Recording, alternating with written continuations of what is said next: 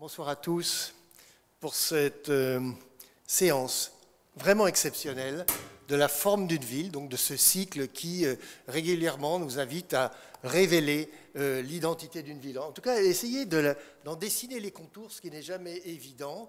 L'idée n'est pas de parler d'un projet en particulier, mais de travailler sur justement quels seraient les contours contemporains d'une ville qui évidemment a une histoire. Et là avec Beyrouth, j'allais dire que la sédimentation est très très importante. Lina Gottmey ici présente parler d'une archéologie permanente, hein. C'est ça qui est très intéressant, nous allons y revenir. On vous propose une soirée ce soir sur le thème de regarder au-delà des ruines, parce qu'évidemment, l'événement du mois d'août nous a tous terriblement secoués, sans faire de jeu de mots, cette explosion qui a fait 191 morts, 6500 blessés, des milliers de déplacés, 6000 bâtiments détruits, c'est dire à quel point le patrimoine a énormément souffert avec la population, donc c'est un ensemble. Ce 4 août, en effet, on était quasiment tous en vacances en fin d'après-midi, et d'un seul coup, on a tous vu sur nos portables. Mais qu'est-ce qui se passe? On a tous imaginé les scénarios les plus fous. Et voilà, donc la presse, c'est toujours intéressant de voir comment elle a, j'allais dire, repris tout ça. Alors on voit bien le chaos, l'apocalypse, tout y est passé, j'allais dire, très légitimement, parce que les images étaient apocalyptiques. Et puis, évidemment, on a vu des gens parler des références à Ground Zero, l'Osservatoire Romano a parlé de Beyrouth à genoux, mais qui dit à genoux veut dire qu'il va pouvoir se relever. On va pouvoir parler de ça, car ce soir, nous allons parler évidemment de cette souffrance, mais aussi de cette résilience, parce que c'est ça qu'on veut construire aujourd'hui, c'est comment reconstruire Beyrouth. Alors je voudrais dire que déjà, Beyrouth, dans son histoire, avait beaucoup souffert, je veux dire, dans l'histoire contemporaine. On se souvient évidemment de la guerre civile, hein, qui a terriblement fait de dégâts. Et déjà à l'époque, pour la reconstruction en 1995, pour les 160 hectares en centre-ville, l'évaluation avait été faite à 10 milliards de dollars. C'est intéressant aujourd'hui, c'est que à 15 milliards de dollars, pardon. Et aujourd'hui, justement, c'est 10 milliards. Donc on voit bien qu'on est dans des échelles comparatives. Alors évidemment, l'incident a eu lieu, l'accident, on ne sait même plus quel mot employer, tellement on a tous été sidérés, même avec, vous voyez, ça revient dans nos mémoires, à tel point, et là je parle devant un spécialiste du cognitif que je vais présenter dans quelques instants, voilà, c'est ça qui nous a frappés, et de savoir comment justement le jour d'après. Voilà, d'ailleurs, The Day After, la presse parle beaucoup de ça, beaucoup de références au cinéma, évidemment, parce que, évidemment, le scénario, là, la fiction, elle est largement déplacée par la réalité. Alors, pour en parler ce soir, deux architectes, Lina Gottmey, Youssef Tomé, franco et libanais, tous les deux, et nous les avons choisis spécialement parce qu'ils construisent des deux côtés. Ils construisent, j'allais dire, de l'autre côté de la Méditerranée, évidemment, mais aussi dans leur pays d'origine, on peut dire, et avec des bâtiments qui ont très importants, qui ont été beaucoup publiés, des bâtiments de très très grande qualité, dont j'espère, et je crois savoir qu'ils ont résisté, donc ça c'est la bonne nouvelle, ils vont nous le dire, mais surtout, je veux insister sur leur culture large, justement de gens qui ont travaillé justement sur la question de l'architecture et de l'urbanisme. Hein. Youssef Tomé, par exemple, est l'architecte en chef du fameux quartier, l'un des quartiers laboratoires de la ville de Bordeaux. Donc, c'est dire que lui aussi, il reconstruit une autre identité, évidemment dans un contexte beaucoup moins dramatique, mais quand même, on lui demande de reconstruire quelque chose, de réinvestir un territoire. Lina Gottmey, dont on n'oubliera pas qu'elle a travaillé justement sur ce concours d'un grand musée en Estonie, donc on est très loin du Liban, on est très loin de la France, mais enfin néanmoins, là ça aussi, c'était d'exprimer la culture d'un pays et de ce projet magnifique, un projet qui vient s'ancrer sur une piste d'aviation et presque la prolonger. On se souvient de ce projet très fort qui a marqué le début d'une nouvelle agence. Hein, c'est ça qui est important, parce qu'aujourd'hui, Lina Gottmey travaille seule, enfin avec une équipe bien sûr, mais ce que je veux dire, c'est qu'ils avaient gagné le concours à plusieurs, et puis après, les parcours, justement, suivent leur logique. Et puis, eh bien, c'est un grand plaisir d'avoir ici, ce soir, quelqu'un qui, justement, n'est pas architecte, Albert Moukébert. Lui, il vient d'un autre monde, celui des neurosciences. Il est docteur en neurosciences cognitives. Il est psychologue clinicien, c'est-à-dire qu'il a deux activités, c'est-à-dire qu'il enseigne comme il pratique. Et puis, il analyse. Il a créé même... quelque chose, une sorte d'équivalent de la plateforme du cognitif, on pourrait dire, ici c'est la plateforme de la création architecturale, Chiasma, qui est justement un lieu de débat sur des choses contemporaines et qui dépassent largement votre seule, j'allais dire, sphère. Hein. Donc, c'est l'homme de la transversalité et c'est à ce titre que nous l'avons invité ce soir. Donc, nous le remercions de venir se jeter dans cet ensemble. Il est lui-même franco-libanais, évidemment. Donc, vous voyez, là, il y a toute une histoire. Et donc, ce soir, la mission que nous avons, tous les quatre, moi, je suis là pour vous faire parler, pour vous relancer, c'est justement d'esquisser les profils de Beyrouth, qu'est-ce qu'elle était, qu'est-ce qu'elle va devenir, comment vous le voyez. C'est Lina qui va commencer. Merci beaucoup Francis pour cette introduction qui nous met dans l'enthousiasme de ce débat, mais aussi dans se rappeler un peu des événements, se poser des questions aujourd'hui qui concernent Beyrouth, mais qui peuvent aussi nous ramener à questionner des milieux un peu plus larges, urbains, dans le monde entier. Je suis très contente d'être à côté d'Albert et Youssef, collègues, et que j'apprécie beaucoup aussi, et de faire ce débat ensemble. J'ai mis quelques images, en fait, dont le thème de ce débat m'ont inspiré, donc de partir un peu sur cette question de la ruine, mais au-delà des ruines, quand on regarde Beyrouth, cette photo par exemple de Hassi Mospa, du centre-ville de Beyrouth, on parle d'archéologie, on parle de mémoire, on parle de ruines, mais on parle aussi d'au-delà de ruines parce qu'on parle de cette histoire enfuie qui constitue presque l'ADN de Beyrouth même. On parle aussi de cette superposition de différents environnements, celui de l'histoire ottomane de Beyrouth, mais aussi de la nature qui a une existence très particulière, très propre à soi dans la ville de Beyrouth, tel qu'on le voit par exemple sur cette photo de Fouad El-Khouri, avec cette nature qui vient prendre l'escalier de ce bâtiment. On a aussi cette constante superposition d'histoire en fait qui arrive à Beyrouth, qui a des événements ou bien une sorte d'urbanisme en fait chaotique, spontané, qui lui est très propre en fait, qui est un peu ce mélange entre une planification non aboutie, des collages de différentes planifications qui ont été pensées, jamais réalisées dans leur entièreté, mais aussi cette archéologie et cette superposition aussi bien d'autoroutes, d'histoires, de tours et d'expressions individuelles en fait, qui viennent s'exprimer dans la ville. Dans tout ça, il y a aussi des situations extrêmes qui représentent dans une géographie très restreinte ce qu'on peut retrouver aujourd'hui en souffrance dans le monde entier. Le logement, le mal-logement, l'immigration, cette notion de déchets en fait, qui existe aujourd'hui dans la constitution et la construction de nos urbanités. Pourquoi on construit aujourd'hui des villes qui sont capables de créer des déchets? Est-ce que notre système économique, politique est construit de façon à ce qu'on soit capable de faire des déchets, aussi bien dans la question d'habitat, de ressources. Donc tout ça se met en question aujourd'hui dans Beyrouth, mais au-delà. Cette aussi poétique de la ruine, mais aussi du fantôme en fait de notre passé qui existe à travers ces maisons qui sont toujours témoignent des années 1800 du Liban, de Beyrouth, de son histoire, et qui sont juste prêtes et frêles à être détruites Toujours l'archéologie, c'est un thème qui m'intéresse beaucoup.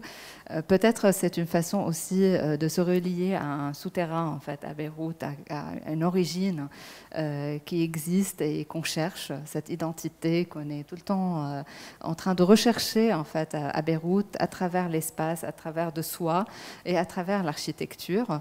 Et ce qui est étonnant aussi à Beyrouth, c'est à chaque fois dans le centre-ville ou dans le cœur de Beyrouth qu'on vient construire, on fouille en fait très, très profondément et on découvre ces civilisations et on essaie de les effacer très rapidement aussi. C'est cet effacement permanent aussi de ce qui existe.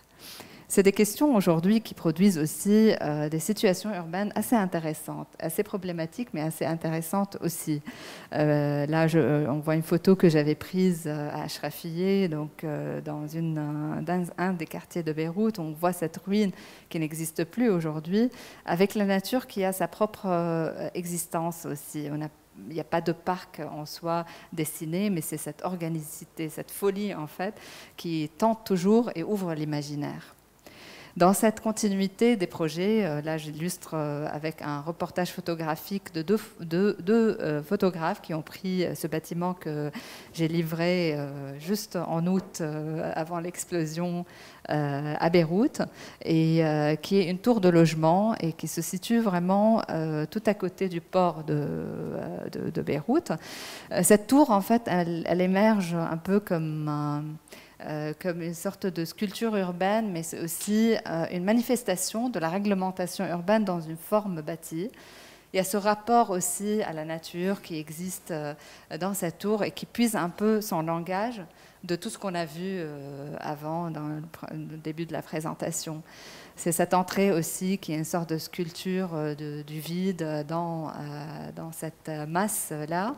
Et où aussi, en fait, cette question de l'habitat est remise en question par l'architecture que je propose ici, puisque c'est en fait ces fenêtres-là qui viennent proposer à chaque étage un habitat différent. Aujourd'hui, on fait face dans Beyrouth à cette duplication du même appartement, de cette forme sociale qui dicte une façon d'habiter aussi dans la ville.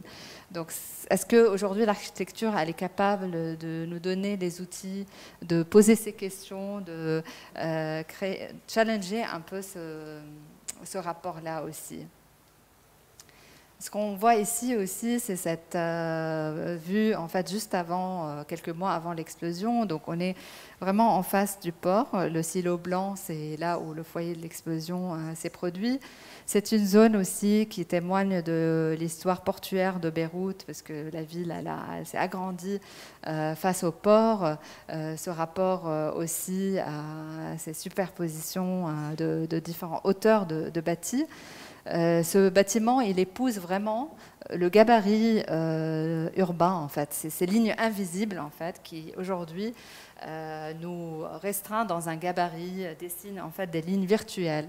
Et là, en fait, l'architecture, elle vient vraiment manifester exactement ce que sont ces lignes invisibles, mais aussi créer un rapport amorphe, en fait, à son environnement. Jamais, peut-être c'est aussi à l'image de Beyrouth, on ne peut jamais la capturer en une photo ou en un mot. C'est vraiment ce palimpseste en fait, de différentes situations en fait, qui existent et qui créent presque un monstre en fait, finalement, amorphe mais sympathique, finalement, voilà, drôle, qu'on aime bien. Ce travail de la main aussi qui est assez présent, surtout à Mahem Khaïl, donc qui est la zone pas très loin de ce site-là où on travaille. Les artisans étaient à l'origine de ce quartier-là de travail de la main. Et puis un autre reportage photographique ici après cette explosion qui a été pris, l'autre c'était Iwan Ban et là Lauriane Minituo, où on voit finalement cette ville presque inchangée en fait. C'est presque si rien ne s'était produit alors qu'un énorme désastre vient de se produire. Et puis les bâtiments qui perdent un peu de leur structure, mais quand même restent comme si c'était un des événements qui constitue même l'ADN de la ville. Ce qui est très problématique. C'est cet instant-là qui nous pose question que est-ce qu'on est capable d'oublier ou est-ce qu'on est capable de continuer après cet événement-là et là, une grande question se pose finalement sur l'ADN même de la ville qu'on commence à nier. C'est-à-dire, est-ce qu'aujourd'hui, on veut continuer à s'inspirer de la ville ruine? Est-ce qu'on veut continuer? Est-ce qu'on ne veut pas plutôt qu'être résilient? On veut une renaissance, un changement total en fait de cette ville, tout en construisant de ce qui existe déjà et tout en s'inspirant de ces formes urbaines. Ces photos-là montrent aussi la structure urbaine de la ville, où on voit ces autoroutes qui viennent juste découper et traverser le centre, mais aussi ce rapport à l'espace ouvert ou l'espace public, parce que finalement, il n'y a pas forcément une limite nette entre l'espace privé ou public au Liban. Et on voit cette photo qui me fait qui est assez drôle, où on voit ce monsieur assis avec les bretelles. Il s'approprie le trottoir. Il est dans la rue, c'est son espace aussi, c'est son vécu. Et puis, ces coexistences. Cette photo aussi où on voit ces bâtiments qui, après l'explosion, et cette voiture qui passe, on peut exactement voir cette même photo, je pense, dans les années 80, et l'identifier à une autre époque en fait, de Beyrouth. Je veux juste finir par une autre approche en fait, de Beyrouth, et là, c'est cette photo qui est à Mar Mikhaïl, et là, c'est un peu plus loin, c'est la zone qui a été détruite et on voit cette existence aussi du verre de la nature en fait qui existe de façon très particulière, qui vraiment se pousse dans les poches des vides. Et c'est un autre projet qu'on menait et qui s'est arrêté suite à la situation économique à Beyrouth et où on voit ce terrain en fait qui tout planté aujourd'hui. Et là, c'est un peu l'approche plus du rapport avec la ville qui devient comme un squelette, en fait. Beyrouth, que je vois aussi comme un squelette frêle, en fait. Et comment manifester ça, en fait, cette frêlosité de la ville à travers l'architecture. Et c'est tout un travail, comme on est à Mar Mikhaïl, avec ce tissu des bâtiments, des maisons ottomanes, tout un travail sur l'ouverture, la fenestration, et l'application de tout ça dans une forme architecturale.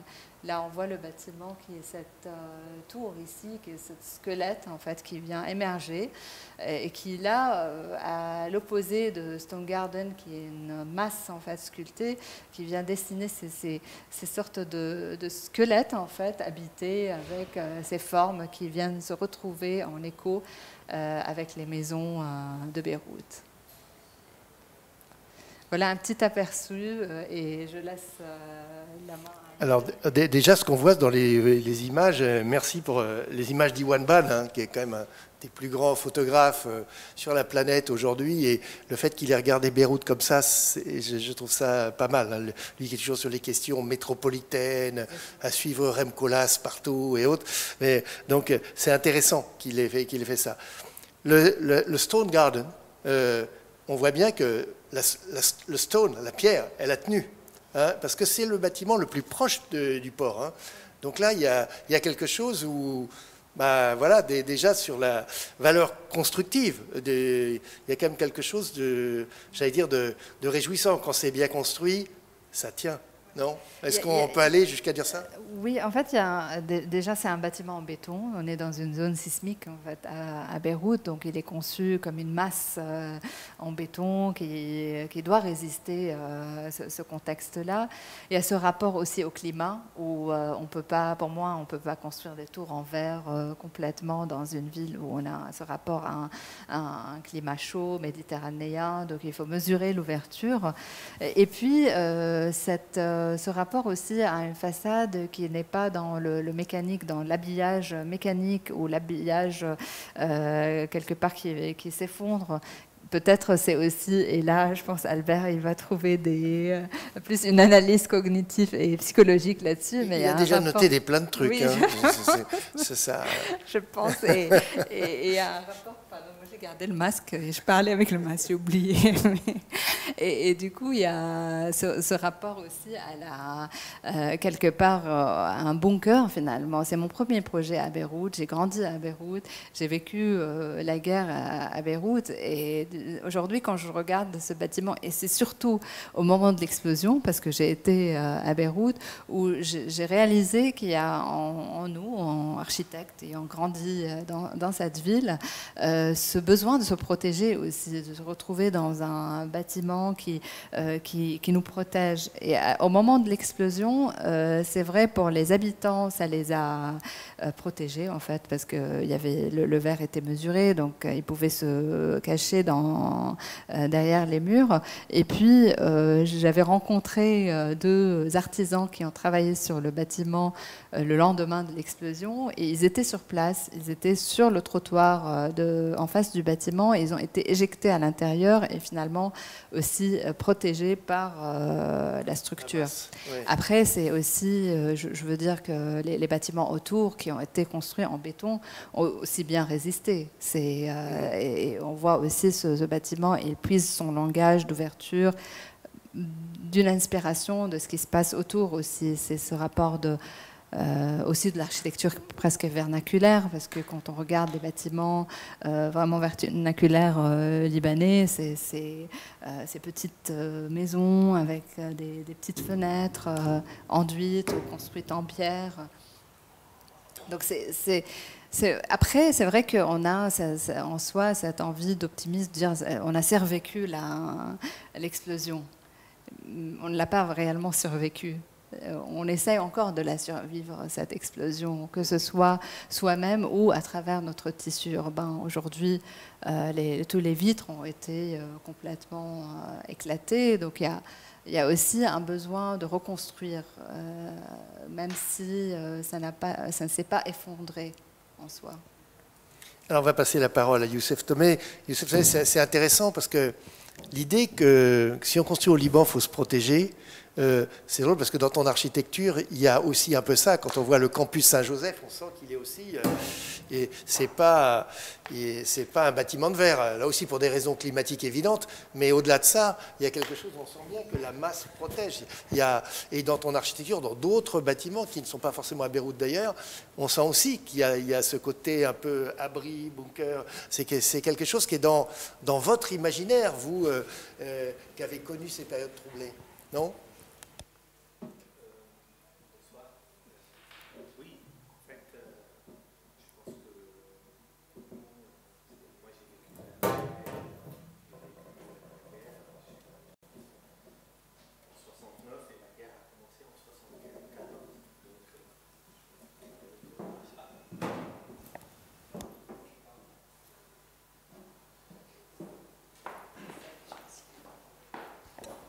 Ça marche ?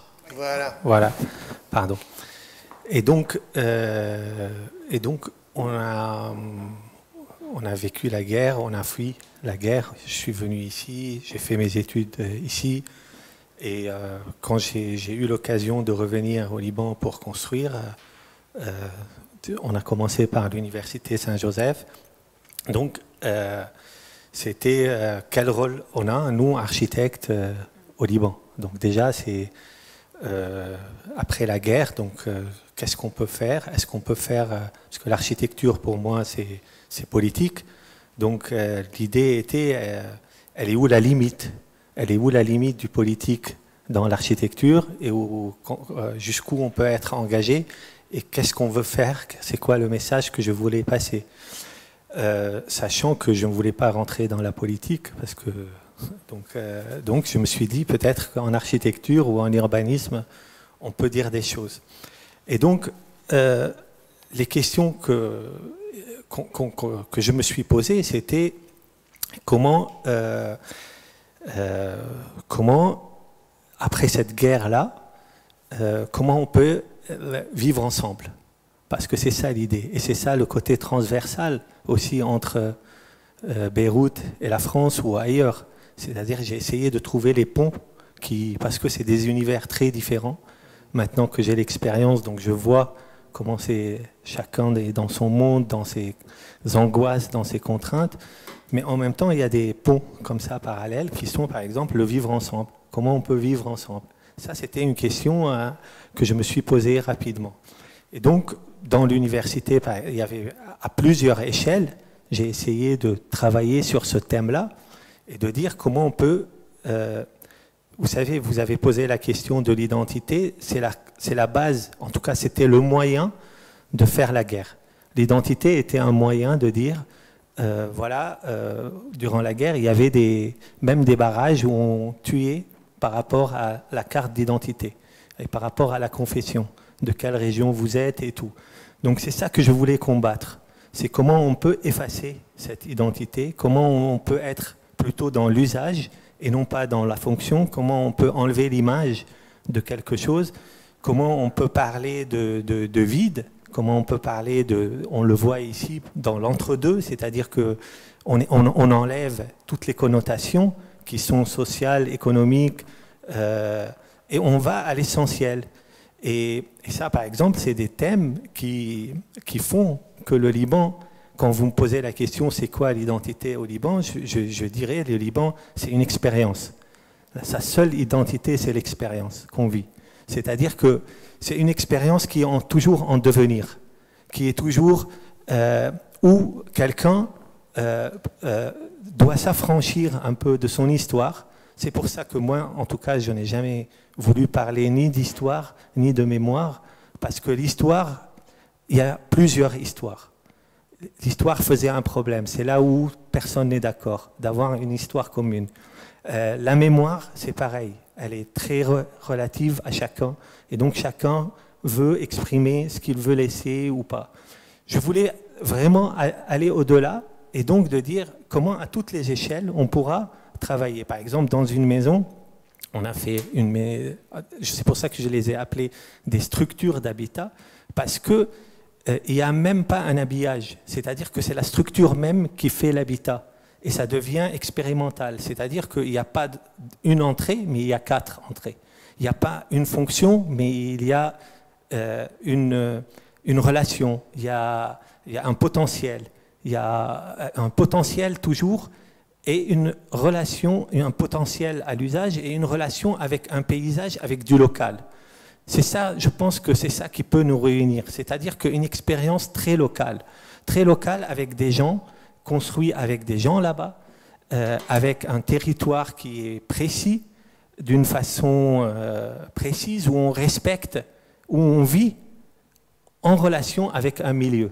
Et c'est ça, par exemple, c'est un autre point parallèle que j'ai essayé aussi quand j'ai travaillé sur Bordeaux, en disant, voilà, le paysage peut être une infrastructure qui relie, parce qu'elle est au-delà des codes, et c'est au-delà des codes, et c'est au-delà des connotations sociales, et des clivages qu'on peut retrouver chez les uns et chez les autres. Parce que pour moi, c'était une cicatrice, et je pensais qu'on va s'affranchir de ça, on va passer à une autre.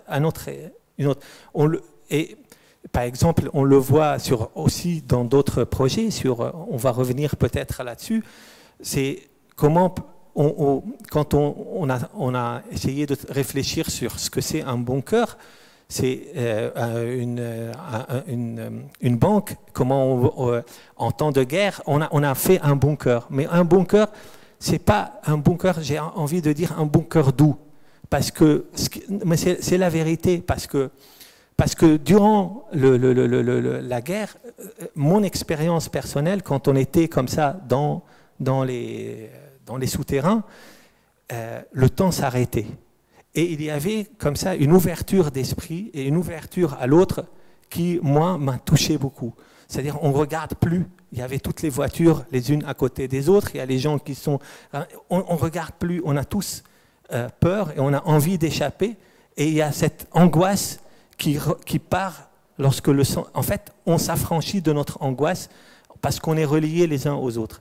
Donc, à chaque fois qu'on a eu un projet en architecture, on a essayé de retrouver, en tout cas, de dire, voilà, quel est notre rôle, nous, en tant qu'architectes, et de dire comment, nous, en tant qu'architectes, on peut faire. Et pourquoi ? Parce que le privé, on peut le faire dans le secteur privé. Il faut savoir qu'au Liban, il n'y a pas une vision collective de l'État. C'est-à-dire que c'est ça, le vrai problème, il est là. Quand on parle, par exemple, qu'est-ce qu'on va faire sur le port, j'ai envie de dire, mais il est acquis le port déjà. C'est-à-dire, d'abord, il est acquis, après, ils vont le laisser acquis, et après, on réfléchit. Parce que la question, c'est là. C'est-à-dire qu'ici, quand on parle d'espace public, on sait que l'espace public, il est à tout le monde. Voilà. Et qu'est-ce que ça veut dire tout le monde? C'est pour ça que on peut parler de paysage, on peut parler de nature, on peut parler d'expérience.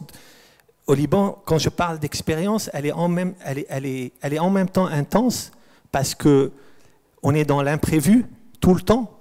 C'est nouveau, il y a des accidents, on est pris comme ça tout le temps, mais il y a une douceur qui est liée au climat, qui est liée à l'accueil, qui est liée à la lumière. Donc, c'est ce mélange-là qui peut nous sauver.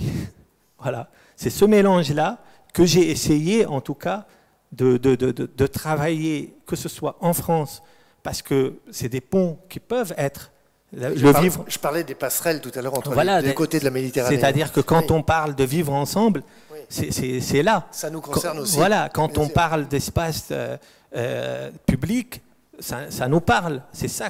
C'est quoi un espace public idéal maintenant?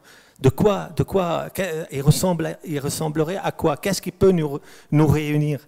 C'est ça les questions qu'on s'est posées. Mais à partir du moment où il y a eu parce qu'on sentait, ça fait longtemps que je sens que j'étais très naïf en pensant qu'on a appris de la guerre et qu'on ne va plus jamais se battre. Et que c'est pour ça que j'ai toujours essayé de l'après-guerre, c'est-à-dire que de dire, voilà, on enlève les préjugés, on enlève tout ça, on est vraiment dans le devenir au niveau de l'architecture, de l'espace public, de tout ça. Mais quand j'ai vu que dès que la tension revient, chacun revient à sa communauté, chacun revient à son propre quartier, tout ça, chacun défend ses intérêts, c'est là où je me suis dit vraiment, j'étais naïf. Et le blast, ce qui s'est passé en août, est venu nous rappeler ça. Et c'est au-delà c'est-à-dire que c'est comme si vous avez cru à un rêve qui finalement, il est complètement faux et que vous n'avez rien appris. Et comme si personne n'a appris que tout ça, c'est des paramètres qu'on utilise pour essayer de nous tenir et essayer de remplir chacun de son côté ses ambitions. Donc, c'est pour ça que c'était très dur. Au-delà des morts, où c'est vraiment violent, au-delà de tout ça, c'était comme si on recommence à zéro, mais avant même la guerre. C'est-à-dire comme si la guerre n'a jamais existé. Et c'est là où c'est dur. C'est-à-dire qu'il nous efface quand même 20 ans de notre existence en disant, voilà, même la guerre n'a jamais existé, vous n'avez rien appris. On recommence à zéro et chacun tire de son côté, chacun se replie dans son bord. Voilà, donc... Je relève le mot bunker doux, c'est pas mal ça.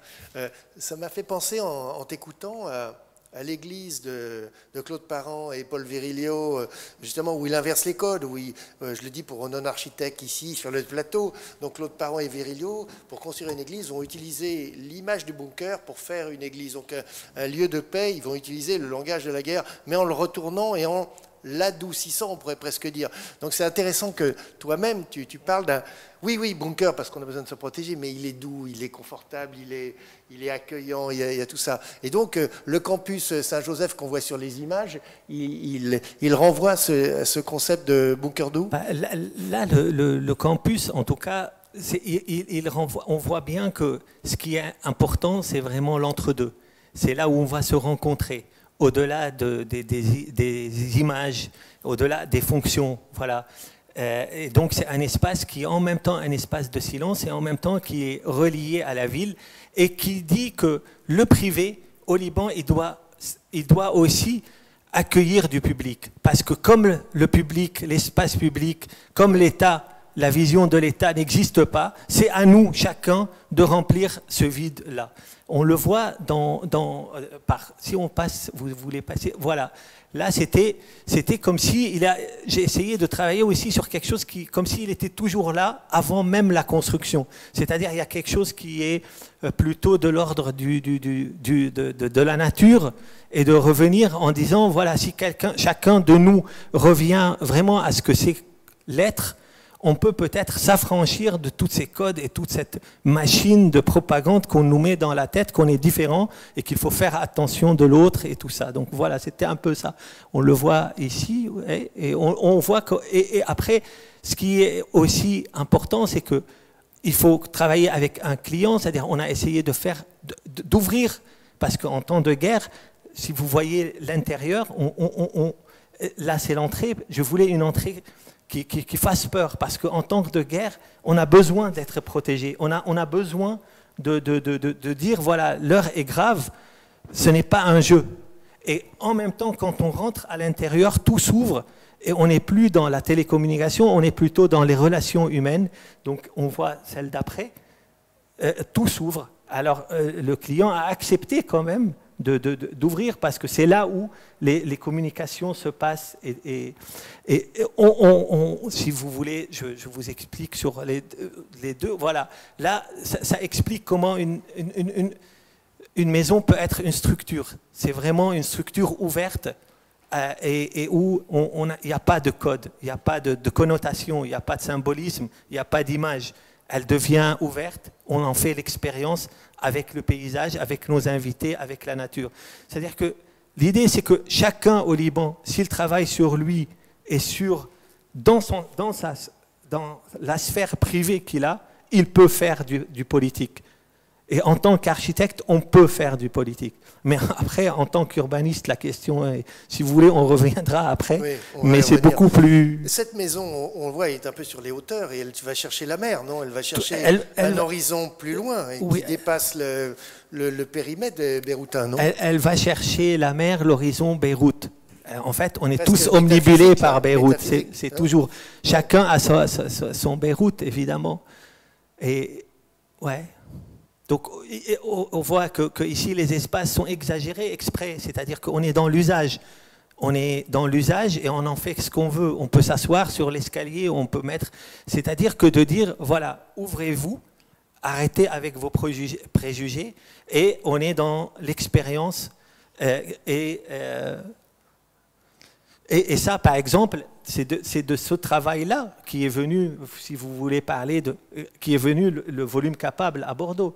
C'est-à-dire que l'idée du volume capable, où on le dit, on laisse... Je savais bien qu'il y avait un lien. Oui, bien sûr. Je ne l'avais pas encore vu, mais je le subodoré. C'est-à-dire que l'idée, c'est de dire, voilà, comment on peut laisser les gens s'approprier, comment on peut laisser les gens habiter et avoir leur propre lien. Et c'est une critique par rapport au générique, par rapport au côté générique de l'habitat, par rapport à l'idée d'habiter toujours dans des F2, F3, F4 qui finalement répondent qu'à des questions économiques, et de dire, voilà, libérons-nous de ça, et essayons de réfléchir et de proposer un potentiel plutôt que... voilà. Alors on va écouter Albert Moukébert parce qu'il vous a bien entendu, hein, et je pense qu'il a noté plein de trucs. Donc il est évident que le concept de résilience est au cœur. Là, on voit bien, ils l'attendent de leur vœu.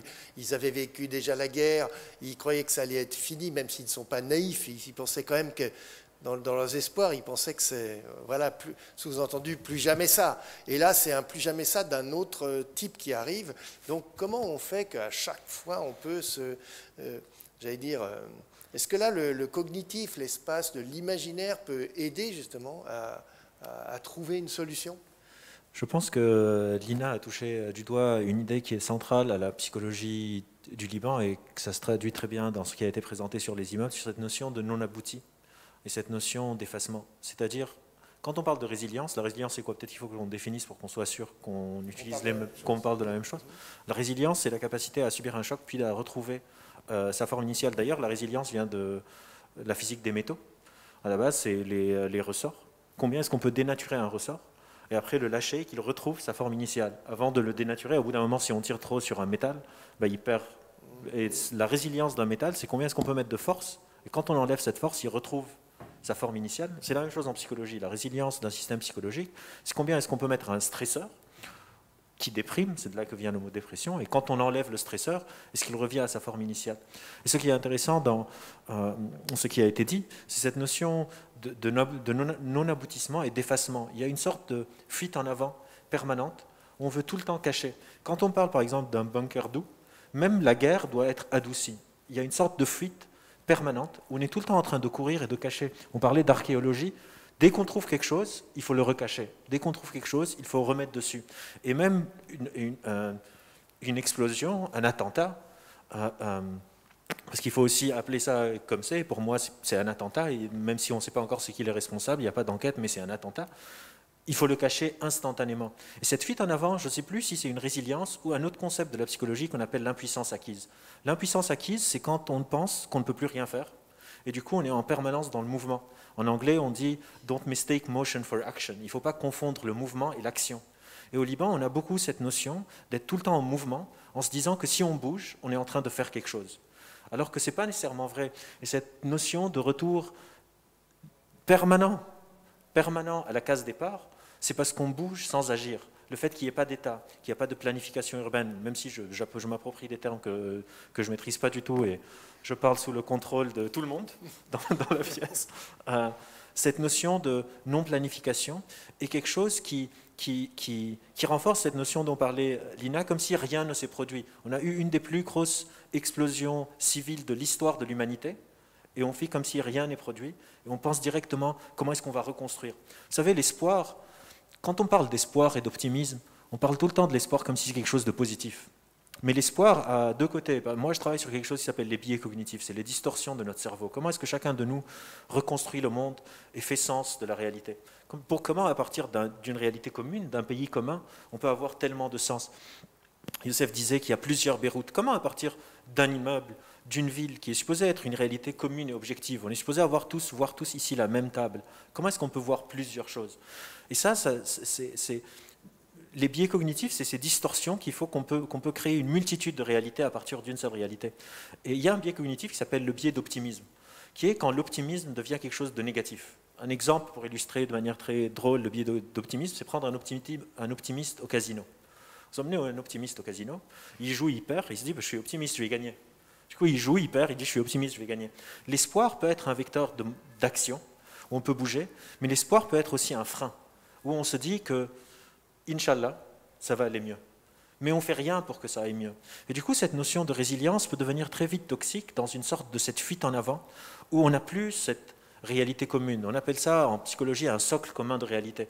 On a besoin d'avoir un socle qui est commun, et à partir de ce socle commun, on peut diverger. On peut chacun s'approprier le réel et être dans des désaccords. Et on a parlé, avant qu'on démarre, de cette notion qui nous est chère à tous les deux, cette notion de débat, et de comment on peut être en désaccord ensemble. Au Liban, on n'a plus ce socle commun de réalité. Chacun a sa réalité qui essaye d'écraser l'autre. Et c'est une question de fuite. Qui va courir plus vite pour que rien ne se passe jamais? Même quand il y a un attentat, une explosion, même quand 6000 immeubles sont ravagés, même si la vie de milliers d'humains ont été touchés, parce que ce n'est pas juste les Libanais au Liban qui ont été touchés. Moi, j'étais à Paris, 4 août, ma vie s'est arrêtée pendant je ne sais pas combien de temps, je ne pourrais même pas, peut-être qu'elle est encore arrêtée, je ne sais pas si ça a redémarré, parce que malheureusement il y a eu derrière la crise financière, il y a aussi maintenant la crise sanitaire, et c'est comme si on n'arrive pas à redémarrer, et on dit quand même cette phrase, rien ne s'est passé. Et du coup, cette notion de résilience, il faut faire très attention qu'elle ne devienne pas un vecteur d'inaction. À quel moment est-ce qu'on va commencer à transformer notre mouvement en une action? C'est un peu ça à quoi ça me fait penser, ces sujets. Je peux juste... en fait, rien ne se passe collectivement. Oui, mais c'est très important. C'est-à-dire que il faut quand même dire qu'au Liban, il y a quand même beaucoup d'initiatives privées. Par exemple, regarde, après les attentats, comment il y a des ONG, il y a des jeunes qui ont été sur place, qui ont balayé, qui ont fait... C'est-à-dire que c'est plutôt rien ne se passe au niveau de l'État. Et il faut être précis, c'est-à-dire que les gens sont conscients qu'il y a des choses qui se passent dans les associations, il y a des choses qui se passent chez l'individu et tu peux faire à ton niveau. Mais à vouloir tout de suite, comment dire, donner la responsabilité à l'État, c'est là où on fait une erreur. C'est-à-dire que là, à mon avis, on fait une erreur parce qu'il n'y a rien qui va se passer effectivement. Dans le sens politique, parce que les politiques, on voit que c'est un... Ils se mettent jamais d'accord entre eux et quand ça les arrange, ils sont tous d'accord pour partager un gâteau.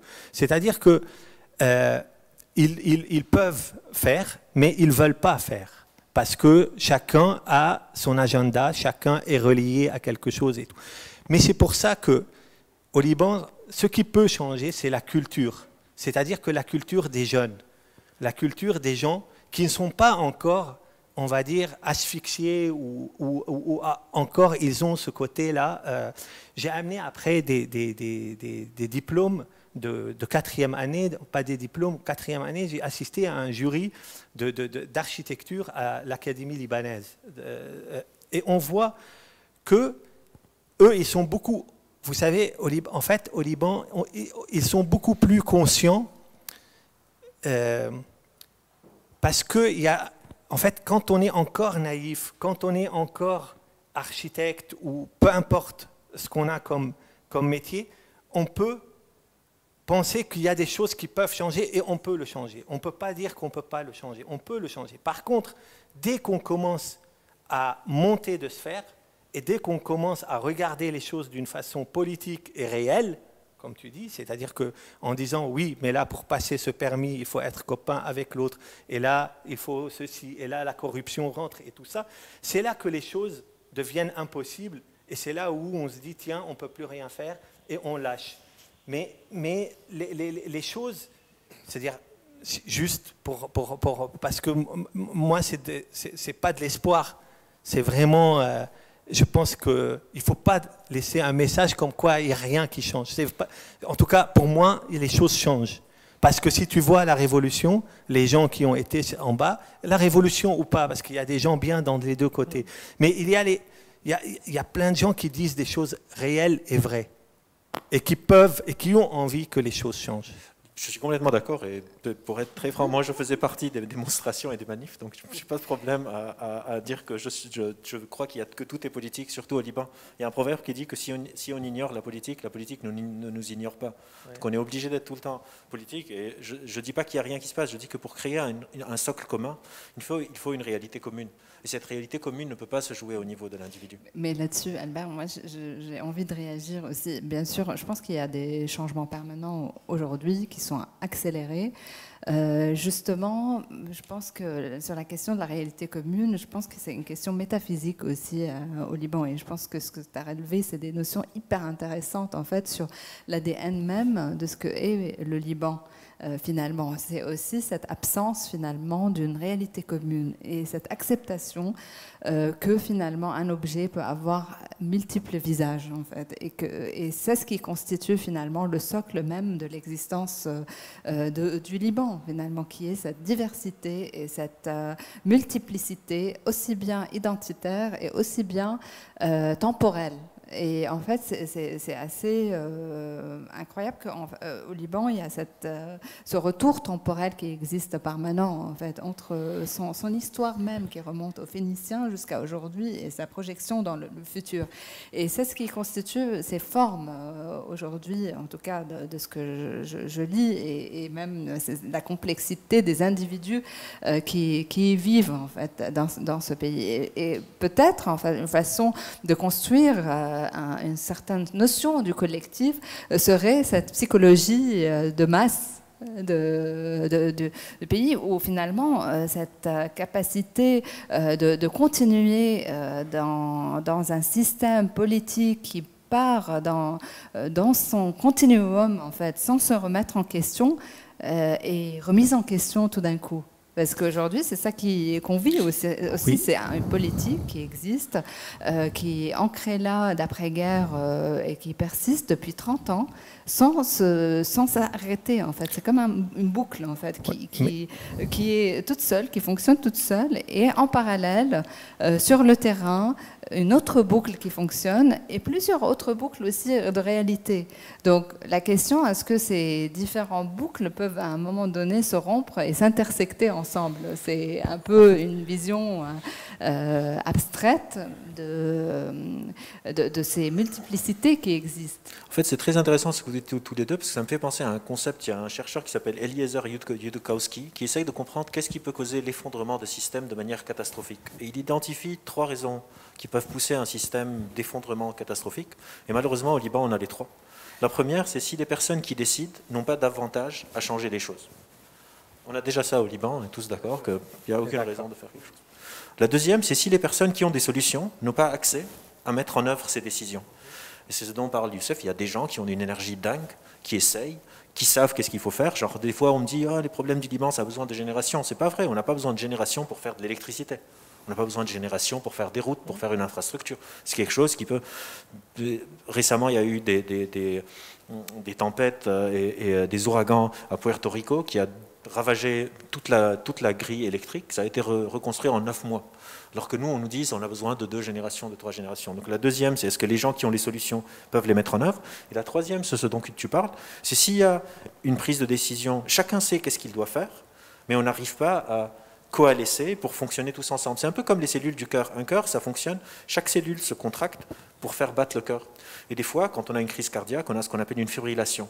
Une fibrillation, c'est les différentes cellules du cœur qui continuent à agir, mais qui n'agissent plus en concert.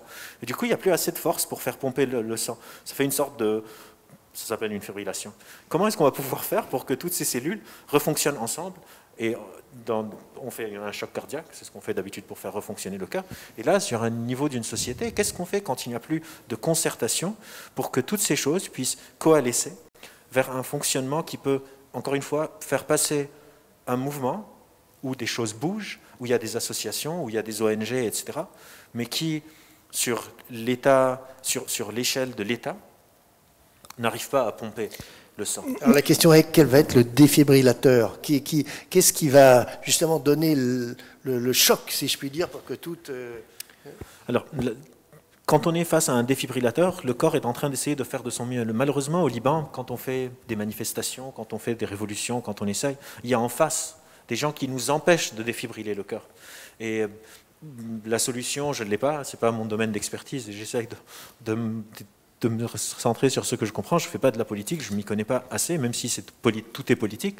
Mais je pense qu'un problème majeur, c'est que ce n'est pas qu'on a besoin de collaborer et on peut avancer. Il y a des puissances en face qui essayent de nous arrêter. On a eu un attentat, la plus grosse explosion, on n'a pas d'enquête, on ne sait rien. On ne sait rien, du tout. Moi, je pense que c'est intéressant ce que tu dis sur la réalité commune. C'est un terme que je vais te l'emprunter. Parce que, en fait, je trouve que le problème, c'est qu'il y a une réalité commune qui est on a des différences et on doit vivre ensemble. C'est une réalité commune. C'est-à-dire, à un moment donné, on a ce territoire qui est une réalité commune, on a des différences, c'est une réalité commune et on doit vivre ensemble. À partir de là, il faut accepter les différences. Comment on fait pour ne pas que la différence devienne une angoisse? Comment on fait pour être plus dans le devenir que dans l'histoire? Parce que l'histoire, elle fait mal à tous les Libanais. C'est pour ça que tout le monde essaye d'échapper d'une façon ou d'une autre. En tout cas, moi, j'essaye d'échapper parce que ce n'est pas une réalité commune. Mais si on veut parler de réalité commune, il y a un territoire, il y a un soleil, il y a des gens en face, il y a des divergences de vision, mais ce n'est pas grave. Alors, je veux juste réagir là-dessus parce que je pense que moi je suis à l'inverse de toi, Youssef. Je pense que l'histoire, justement, c'est C'est ce qui crée vraiment la richesse du Liban, et c'est ce qui crée vraiment cette multiplicité et qui nous force à accepter ces diversités et ces multiplicités. C'est ce qui a provoqué la guerre. Mais c'est ça en fait, mais il faut l'accepter, et c'est quelque chose qui n'a pas été fait aujourd'hui. Aujourd'hui, en fait, c'est le moment où il y a un réveil d'une amnésie, de cette acceptation qui a eu lieu depuis 30 ans. Et tout d'un coup, il y a un réveil qui est très brutal, parce que ça s'est produit suite à cette explosion qui est venue rajouter sur une situation économique très grave et qui va ne faire que aggraver malheureusement. Ouais. Mais c'est un réveil vraiment d'un système qui existe, qui s'est mis en place et qui doit aujourd'hui être compris. Il faut comprendre l'histoire, les histoires aussi. Oui, mais Lina, si tu vis là-bas, tu vois quand même que chacun a sa... Oh non, mais si tu vis le jour au jour, tu vois que chacun a sa propre histoire et ils se battent parce qu'ils essayent d'inculquer à l'autre son histoire. C'est-à-dire que chacun a sa propre histoire et il n'arrive pas à bouger, ce soit culturel, qu'elle soit historique, au sens où tu reviens, comme tu as dit, aux Phéniciens ou aux Arabes ou aux Ottomans ou aux Français. Si tu veux, oui, mais comment tu vas faire? L'opportunité finalement d'en créer de ça une production créative. David Harvey dit dans son écrit sur la contradiction. La contradiction est ce qui est la force du changement, la force de la création. Certainement, aujourd'hui, c'est une force de contradiction qui n'est pas encore maturée de façon à ce que ça devienne une force de création. Et aujourd'hui, c'est quel système politique propre au pays peut se créer et qui correspond à ces multiplicités aussi bien d'histoire et de différences. Mais c'est pour ça que moi je pense que c'est trop jeune. C'est trop jeune. Moi j'irais plus vers quelque chose qui est comme Beaubourg, par exemple, qui à un moment donné vient comme un ovni. C'est-à-dire que pourquoi Beaubourg ça a marché au début? Parce que tout le monde se l'est approprié. Les SDF, les gens de plusieurs catégories, c'est-à-dire tout d'un coup c'était quelque chose de nouveau, qui culturellement, personne n'avait cette idée de dire, voilà, ici on me représente. Ici on représentait plutôt un usage, on représentait un rêve, on représentait un avenir. C'est ça qui peut être commun et c'est ça qui peut, c'est-à-dire, et après, on reviendra à l'histoire quand on sera beaucoup plus mature, parce qu'apparemment on n'est pas mature. De son histoire aussi, ça peut pas être. Ce n'est pas juste. Non, Beaubourg, excuse-moi, mais ça n'a rien à voir avec l'histoire de Paris, Beaubourg. C'est pas à voir avec l'histoire de Paris, mais c'est produit d'une histoire qui est celle de ça se discute. Je suis désolé, mais pour moi, Beaubourg, c'est un ovni qui parlait de la technicité, de dire voilà l'avenir, il va vers ça. C'était une machine à culture. C'était une machine qui était au-delà de la... C'était une machine culturelle, c'est vrai, mais aussi une sorte de prototype de machine urbaine. C'est-à-dire l'idée, c'était aussi, tu parles de l'espace public, c'était aussi, ne serait-ce que la chenille qui amenait... Ah oui, non, mais attends, très très important, on ne peut pas dissocier la partie justement des collections de la partie de la relation à la ville. La question de la piazza, justement, quand Piano et Rogers font ça, c'est précisément pour amener le public à entrer, c'est-à-dire qu'ils créent un espace public, ils sont les seuls. Mais ça, parmi 500 concurrents à ne pas consommer tout le territoire. Oui, mais là, c'est pas l'histoire. Ça, c'est le territoire. Le territoire, je suis d'accord. Voilà. Ah non, mais moi, je suis entièrement d'accord de s'accrocher au territoire. Mais c'est pas l'histoire. Il y avait des racines sur la question. Voilà, c'est peut-être pas parisiano-parisien, mais en tout cas, c'était essentiellement urbain. Non, voilà. Mais ça, c'est. Je suis pas en train de dire qu'il faut faire. En tout cas, je suis pas en train de dire qu'il faut mettre à côté de côté le territoire. J'ai commencé en disant c'est ce qu'il y a de plus important. Il y a une terre qui existe, il y a un lieu, il y a un contexte qu'il faut prendre en. Mais il faut éviter cette idée. En tout cas, moi j'évite. Si chacun fait ce qu'il veut, mais moi j'essaye d'éviter cette idée d'histoire et de mémoire, parce que mais à tort, parce que j'ai trouvé que en fait j'étais trop naïf et que peut-être si on ne règle pas cette idée d'histoire, on ne peut pas bâtir un lieu commun pour y aller. Peut-être que c'est ça. En fait, je pense qu'il y a une nuance qu'on devrait apporter. C'est quand je parle de socle commun de réalité, c'est qu'on est d'accord sur des faits, et puis on peut être en désaccord sur ce qu'on en fait. une société, par exemple une société démocratique pour qu'elle puisse fonctionner, c'est quoi un modèle démocratique? C'est un système de délibération d'humains entre eux. On oublie des fois c'est quoi la fonction des choses. Moi, je travaille sur la prise de décision. Et un système démocratique, pour moi, d'un point de vue conceptuel, c'est juste comment est-ce que plusieurs humains peuvent décider ensemble. Et pour qu'un système démocratique fonctionne, il faut un socle commun de réalité. On est d'accord sur les faits et on a des désaccords d'opinion. Mais on est d'accord sur des faits. Et après, on a un désaccord d'opinion et tout va bien et ça marche hyper bien. Le danger, le talon d'Achille d'un système démocratique, c'est quand on n'est plus d'accord sur les faits. On tombe dans ce qu'on appelle la polarisation. Et pourquoi regarder le Liban? On peut regarder en ce moment les États-Unis, où il y a une perte de leur socle commun de réalité, avec une polarisation. Ça ne veut pas dire qu'il faut qu'on soit d'accord sur tout. Il faut qu'on soit d'accord sur des faits, et après on est en désaccord. C'est quoi la gauche et la droite, par exemple? On est d'accord qu'il y a le chômage est problématique, et si on veut caricaturiser, si je suis de droite, je me dis pour résoudre le problème du chômage, on va réduire les impôts sur les sociétés pour qu'elles puissent embaucher, et si je suis de gauche, je vais dire on doit augmenter les aides sociales pour que les gens puissent vivre mieux. Mais on est d'accord qu'il y a un problème de chômage. Le problème, c'est quand il n'y a plus de socle commun de réalité. Je vous dis, on a le chômage qui est à 10%, il faut qu'on le gère, et vous me dites non, il n'y a pas de chômage. Et dans ce cas-là, plus on polarise, on n'a plus envie de faire société ensemble, on n'a plus envie de partager le territoire. Et le problème au Liban, c'est qu'on n'a pas ce socle commun de réalité sur lequel on peut être en désaccord. On n'est même pas d'accord sur nos désaccords. Et du coup, cette notion de comment est-ce qu'on va créer ce socle commun pour après être en désaccord dessus, c'est ça un peu la notion de socle commun. Quand je parle de socle commun, ça ne veut pas dire être d'accord. C'est inintéressant d'être d'accord. La question, c'est comment est-ce qu'on crée un dissensus. On parle souvent, et au Liban, on a cette farce complètement perverse de la démocratie consensuelle. On va tous se mettre d'accord, un peu comme l'école des fans. Tout le monde gagne tout le temps. Et ça, ça ne peut pas fonctionner. On ne peut pas avoir quelque chose, des élections consensuelles. C'est un non-sens. C'est rare. Oui, c'est un non-sens. Pourquoi est-ce qu'on va faire une élection si on va être consensuel à la fin? Autant ne pas faire les élections, tout le monde est consensuel, et puis on ne le fait plus.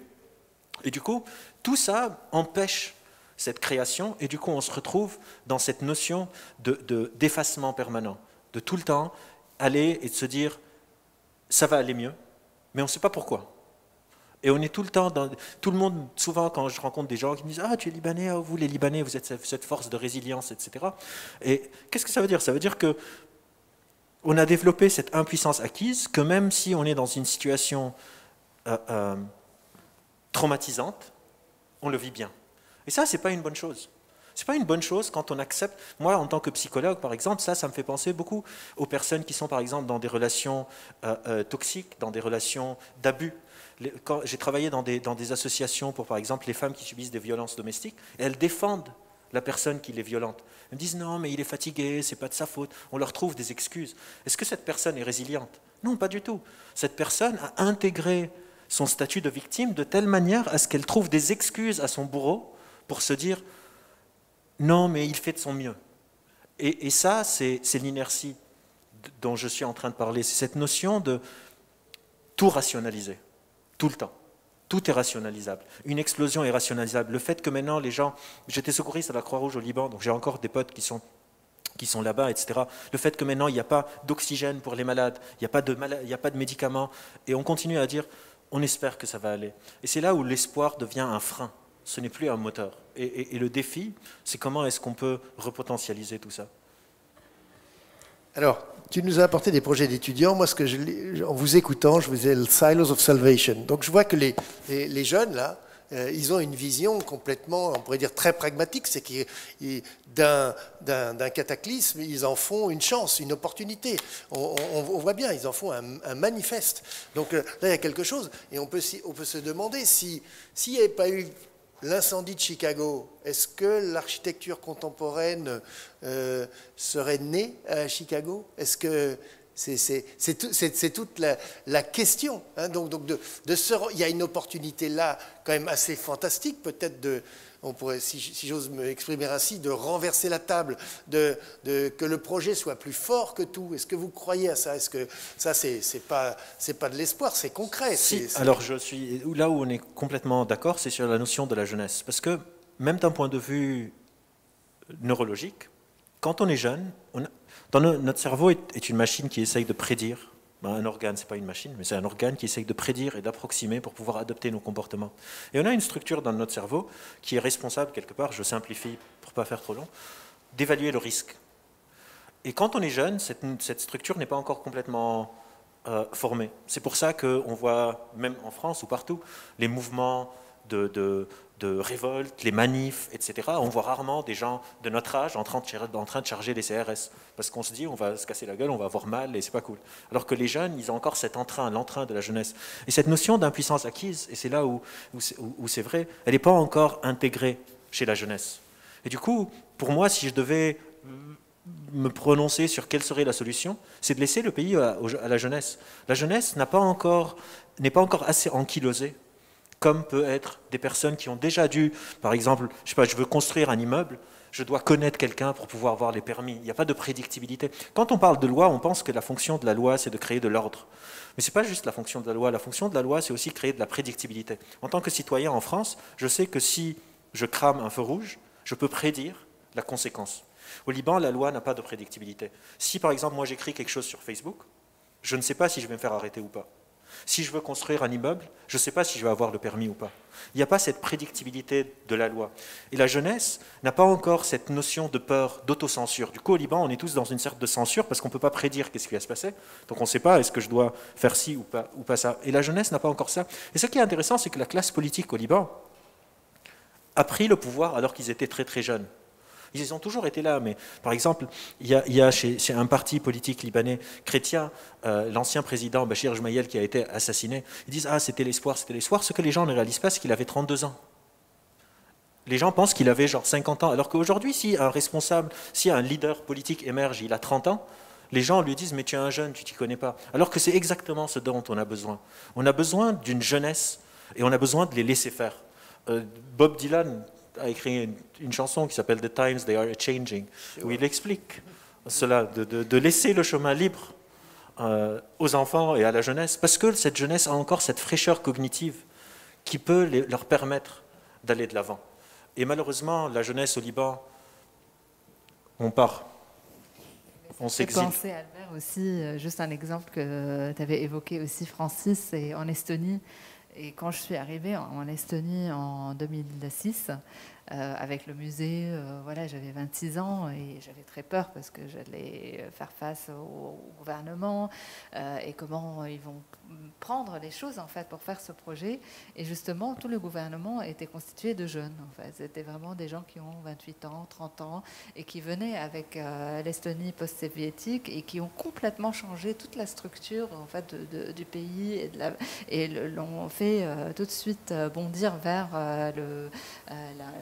la révolution plutôt technologique, installer toute une autre infrastructure politique et fonctionnelle en fait dans le pays. Ça m'explique finalement pourquoi ils ont...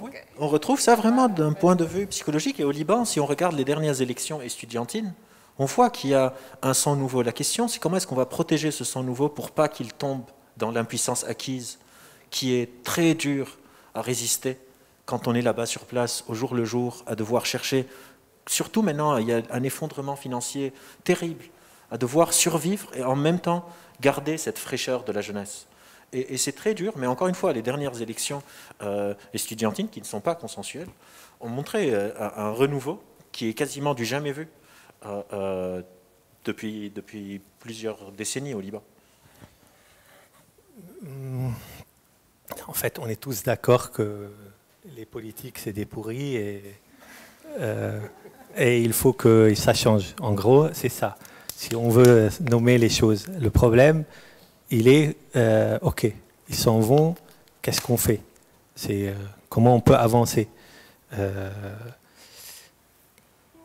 On peut avancer avec, moi je suis persuadé que les jeunes ont cette attitude et cet imaginaire, et on peut aussi préserver ce que le Liban a et qu'on peut nous envier aussi, par exemple dans des pays ici, tu vois, ou en Occident, qui est le local, le contexte, la relation humaine dans l'entreprise, dans la fabrication, c'est-à-dire dans la négociation.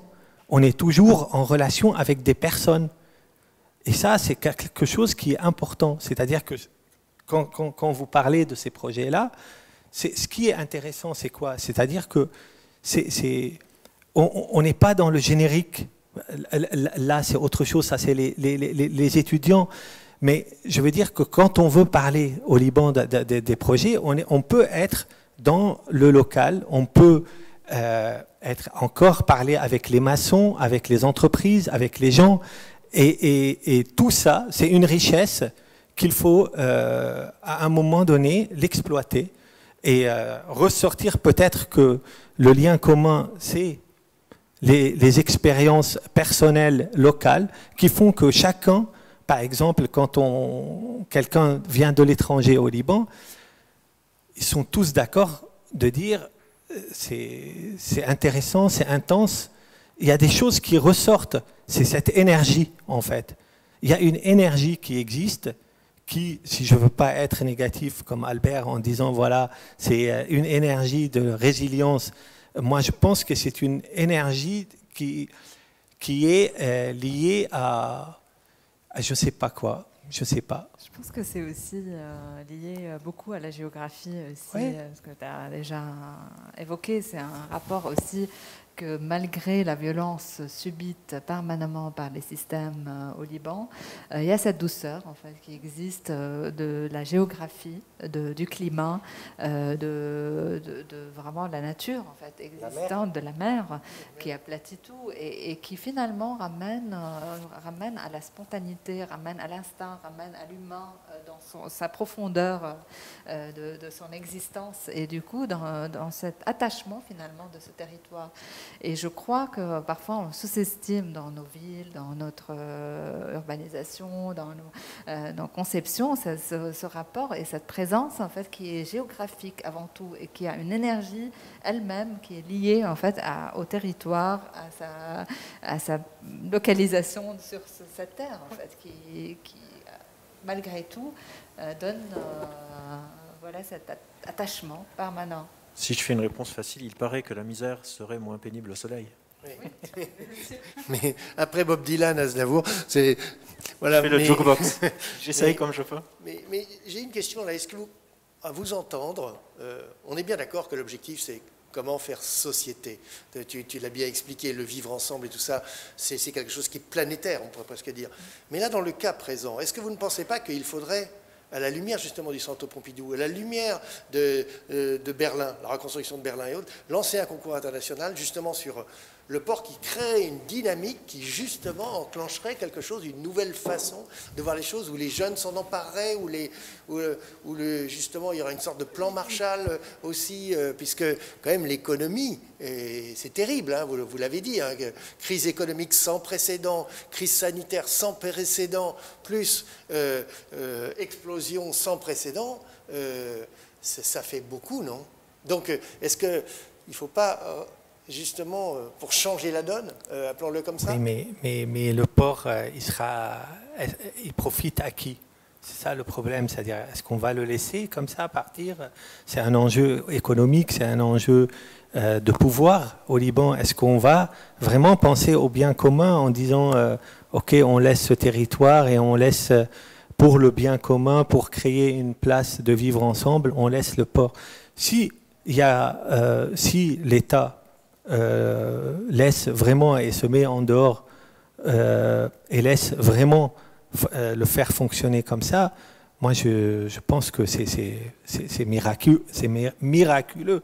C'est-à-dire comme plateforme de vivre ensemble, de dire voilà, il y a la mer, on peut faire un paysage, on peut vivre. C'est-à-dire, on a vu par exemple que ce soit Central Park ou Hyde Park, c'est-à-dire c'est des espaces qui vraiment on voit des différences sociales qui fonctionnent parce que la nature et le rattachement, je veux dire, à la terre et tout, on oublie, on est dans un espace qui nous dépasse et on se dit tiens, on est bien, on est chez nous chacun. Mais il y a par exemple la forêt des pins, mais pourquoi ça n'ouvre pas? À cause de la sécurité, parce qu'ils ont peur que les gens rentrent à l'intérieur, qu'il y ait un espace public. Il doit être sécurisé à un moment donné. Donc, qui le protège? Donc, c'est toutes ces questions-là. Et comment l'État, ou en tout cas, de quel État on parle? De quel état? Puisque là, quand vous voyez par exemple les projets, ça c'est des étudiants, ils parlent, c'est la première fois où je vois des récits, j'entendais des récits comme ça qui sont vraiment sans a priori, en parlant de scènes de crime, en disant voilà, il y a une scène de crime ici, on va prendre les déchets de cette scène de crime et on va dans une expérience comme ça où on va mettre des mots sur des choses pour peut-être que c'est le point de départ pour dire voilà, on peut aller et je n'accuse personne puisque personne ne sait, mais à un moment donné, il faut que les choses changent, c'est-à-dire qu'on est pour le vivre ensemble et là où moi je suis optimiste, c'est d'arrêter de dire de juger l'autre, mais de commencer un peu par soi, c'est-à-dire de dire comment je vais accepter l'autre, même s'il a une histoire différente, même s'il a des visions politiques différentes, même s'il a une idée du Liban différente, comment je vais l'accepter? Comment moi je vais travailler sur moi pour ne pas avoir peur, pour ne pas être dans l'angoisse et accepter des confessions différentes, accepter. Une fois que moi j'accepte, moi je pense, c'est pour ça que je disais c'est un travail qui est faisable à l'échelle intime, et privé. Ça commence comme ça. Et une fois qu'on accepte ça, à mon avis, tout fonctionne parce que ça veut dire qu'on est prêt à dire, voilà, on a un socle commun, comment on peut vivre ensemble et qu'on arrête de critiquer et de se critiquer les uns les autres et l'histoire des uns et l'histoire des autres. Qu'on arrête. Personne n'est mieux. Tout le monde est, à un moment donné, a été pris dans cette spirale. Et c'est ça, il faut arrêter. Il faut arrêter de parler de ça et il faut commencer à dire comment on peut maintenant partir de l'avant. Et comment on travaille sur soi avant de dire comment je veux changer l'autre. Je veux déjà, moi, accepter l'autre. Sur ce point, donc moi je travaille sur le raisonnement critique. Et une grande partie de mon travail, c'est comment se protéger de soi. On pense souvent que le raisonnement critique, par exemple, je travaille avec le CSA sur la lutte contre la propagation de la mésinformation en ligne, etc., le complotisme, tout ça. Et on pense souvent que le raisonnement critique, c'est comment apprendre, ne pas se faire manipuler par les médias, comment ne pas se faire manipuler par les pouvoirs politiques, par les autres, etc. Alors que le raisonnement critique, la meilleure formule a été, c'est un titre d'un livre de Bachelard, un philosophe des sciences, qui s'appelle « Penser contre son cerveau ». Qui va me protéger de moi ? Moi, je travaille sur le doute de soi comme outil de pensée critique. Comment est-ce que je vais douter de moi ? Et je suis complètement d'accord qu'il y a un risque de l'effondrement du socle commun quand on essentialise l'autre sur son opinion. Quand la politique devient identitaire. En anglais, on appelle ça identity politics. Quand mon opinion politique devient mon identité, et on voit ça encore une fois aux États-Unis, où il y a maintenant des Américains qui ne veulent pas vivre avec ces autres Américains qui sont différents d'eux. Et on a besoin de sortir de cette essentialisation. On a besoin qu'on redevienne un peu les garde-fous les uns des autres. Moi, je te protège de toi et toi, tu me protèges de moi. Pas moi, je me protège de toi et toi, tu te protèges de moi. Et cette notion de réduire l'essentialisation ne doit pas passer par une non-responsabilisation de l'autre. C'est-à-dire, comment est-ce que je ne l'essentialise pas, mais je le porte responsable aussi. Et c'est ce point d'équilibre de ne pas essentialiser une personne sur son opinion politique, sur son opinion... Et on voit en France que ça commence aussi à prendre cette notion d'essentialisation où on ne veut plus. On voit, par exemple, maintenant, avec ce qui se passe avec Covid, les vaccins et tout ça, où il y a dans des dîners... On a organisé un événement avec Kiasma qui s'appelle « Comment survivre le dîner de famille de Noël ?» Parce que c'était vraiment une question presque sociétale. Comment je fais si... Moi, je pense que les masques, c'est très bien, et mon oncle, pas. Comment est-ce qu'on peut ne pas s'essentialiser sur cette notion-là? Et au Liban, c'est quelque chose qui est très important. On est tout le temps dans cette notion de nier l'autre. Comment est-ce que je vais réussir à voir qu'on partage beaucoup de choses, qu'on a beaucoup de choses en commun, et qu'on est en désaccord sur cette petite partie qui ne devrait pas être l'essentiel. Et c'est un challenge qui est très dur parce qu'encore une fois, penser contre son cerveau est quelque chose de difficile. Et je pense qu'avec l'explosion, on a perdu beaucoup de compréhension. Il faut se dire que cet attentat, cette explosion, la matière qui a explosé, ça faisait presque une décennie que c'était dans le port. Donc on a passé des soirées, tous ici, à boire des verres, à faire l'amour, à pleurer, à danser, autour d'une bombe pseudo-atomique pendant 10 ans. Complètement insouciant, qui aurait pu péter à n'importe quel moment. Et ça c'est là où je reviens à cette notion qu'on n'est pas juste face à le plan Marshall. Tout le monde voulait aller dans la même direction. Au Liban, il y a un contre-pouvoir qui nous empêche d'aller dans cette direction. Donc tant bien même qu'on essaye de créer des passerelles pour ne pas essentialiser l'autre. Quand il y a une déflagration qui détruit la vie des gens, on perd en compréhension, on perd en compassion, on n'a pas envie. On a envie que ça s'arrête, on a envie de se replier sur soi, on a envie de revenir dans ce que je sais, j'ai envie de revenir vers mes trucs. Et c'est un challenge qui est vraiment très difficile à surmonter. Déjà, en temps normal, penser contre soi est dur. Si en plus, crise sanitaire, économique, destruction, c'est un effort cognitif, ça a un coût cognitif d'un point de vue vraiment biologique, de devoir faire, on appelle ça un contrôle métacognitif, de devoir aller contre mes intuitions, contre mes émotions, contre mes pensées. Alors que mon cerveau est un organe à se raconter des histoires pour faire sens du monde. Et de me dire non, je ne fais pas sens. Vous savez, une des idées les plus dangereuses qu'on peut avoir dans le monde aujourd'hui, c'est de se dire que si tout le monde était comme moi, le monde irait mieux. Et malheureusement, on est beaucoup à l'avoir. Et comment est-ce qu'on va se dire que non, si tout le monde était comme moi, le monde n'irait pas mieux. Et j'ai besoin de l'autre. Et ça, c'est encore quelque chose où on cherche comment on pourrait l'expliquer. Ça a touché aussi un point important. Je pense qu'au-delà du vivre ensemble, il y a la notion de partage, en fait. Ce n'est pas la question de vivre ensemble, c'est partager ensemble. Puisque déjà, ça implique une autre économie de vie, en fait, vraiment de partager finalement, de ne pas avoir en fait soi, de comprendre l'autre et d'être l'autre, donc de vraiment se projeter.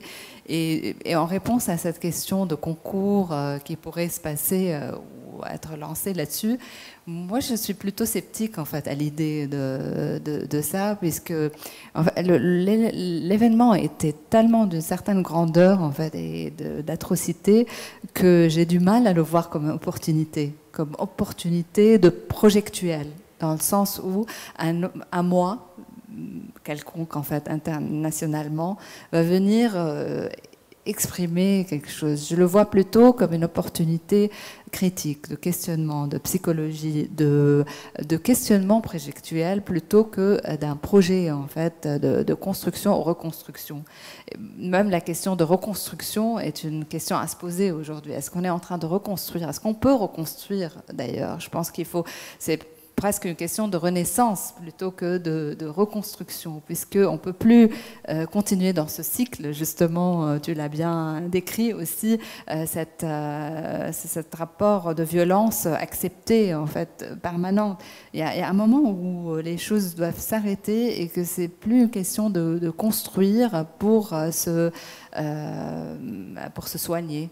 C'est vraiment un moment d'arrêt, en fait. Il faut prendre le temps du silence, qui est très important parce que c'est un moment d'espace aussi, qui est aussi important pour comprendre ce qui s'est produit et arriver à faire le changement plutôt que le transformer immédiatement en quelque chose d'autre.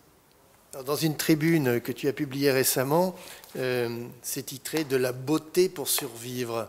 Donc ça m'a tout de suite, je dis tiens, c'est intéressant cette approche esthétique.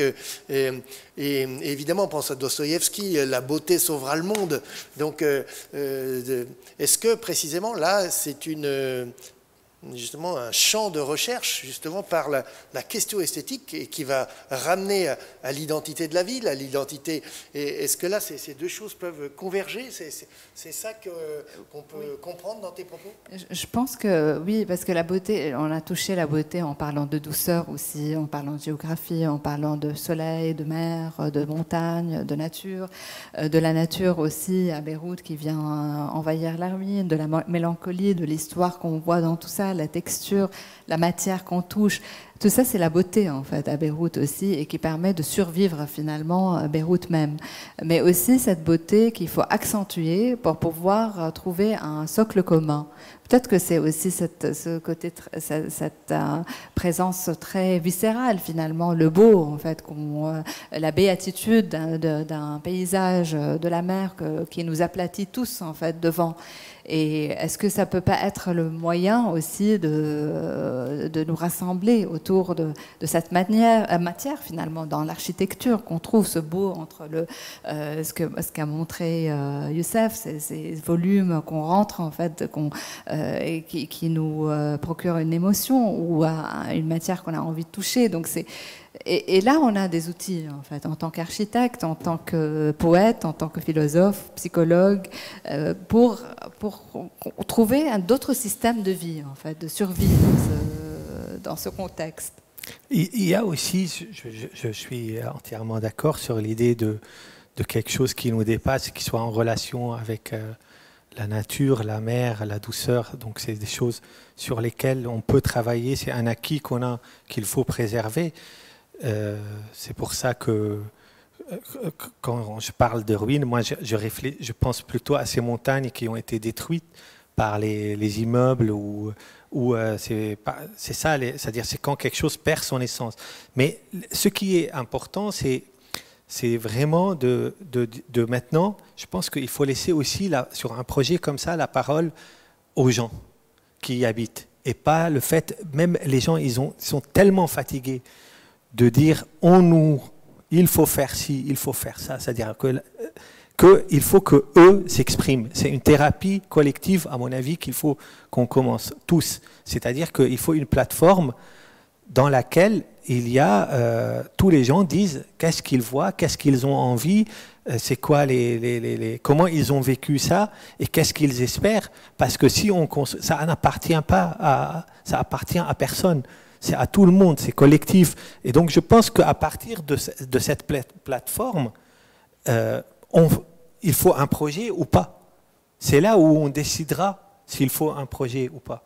Mais pour le moment, les gens ne se sentent pas écoutés.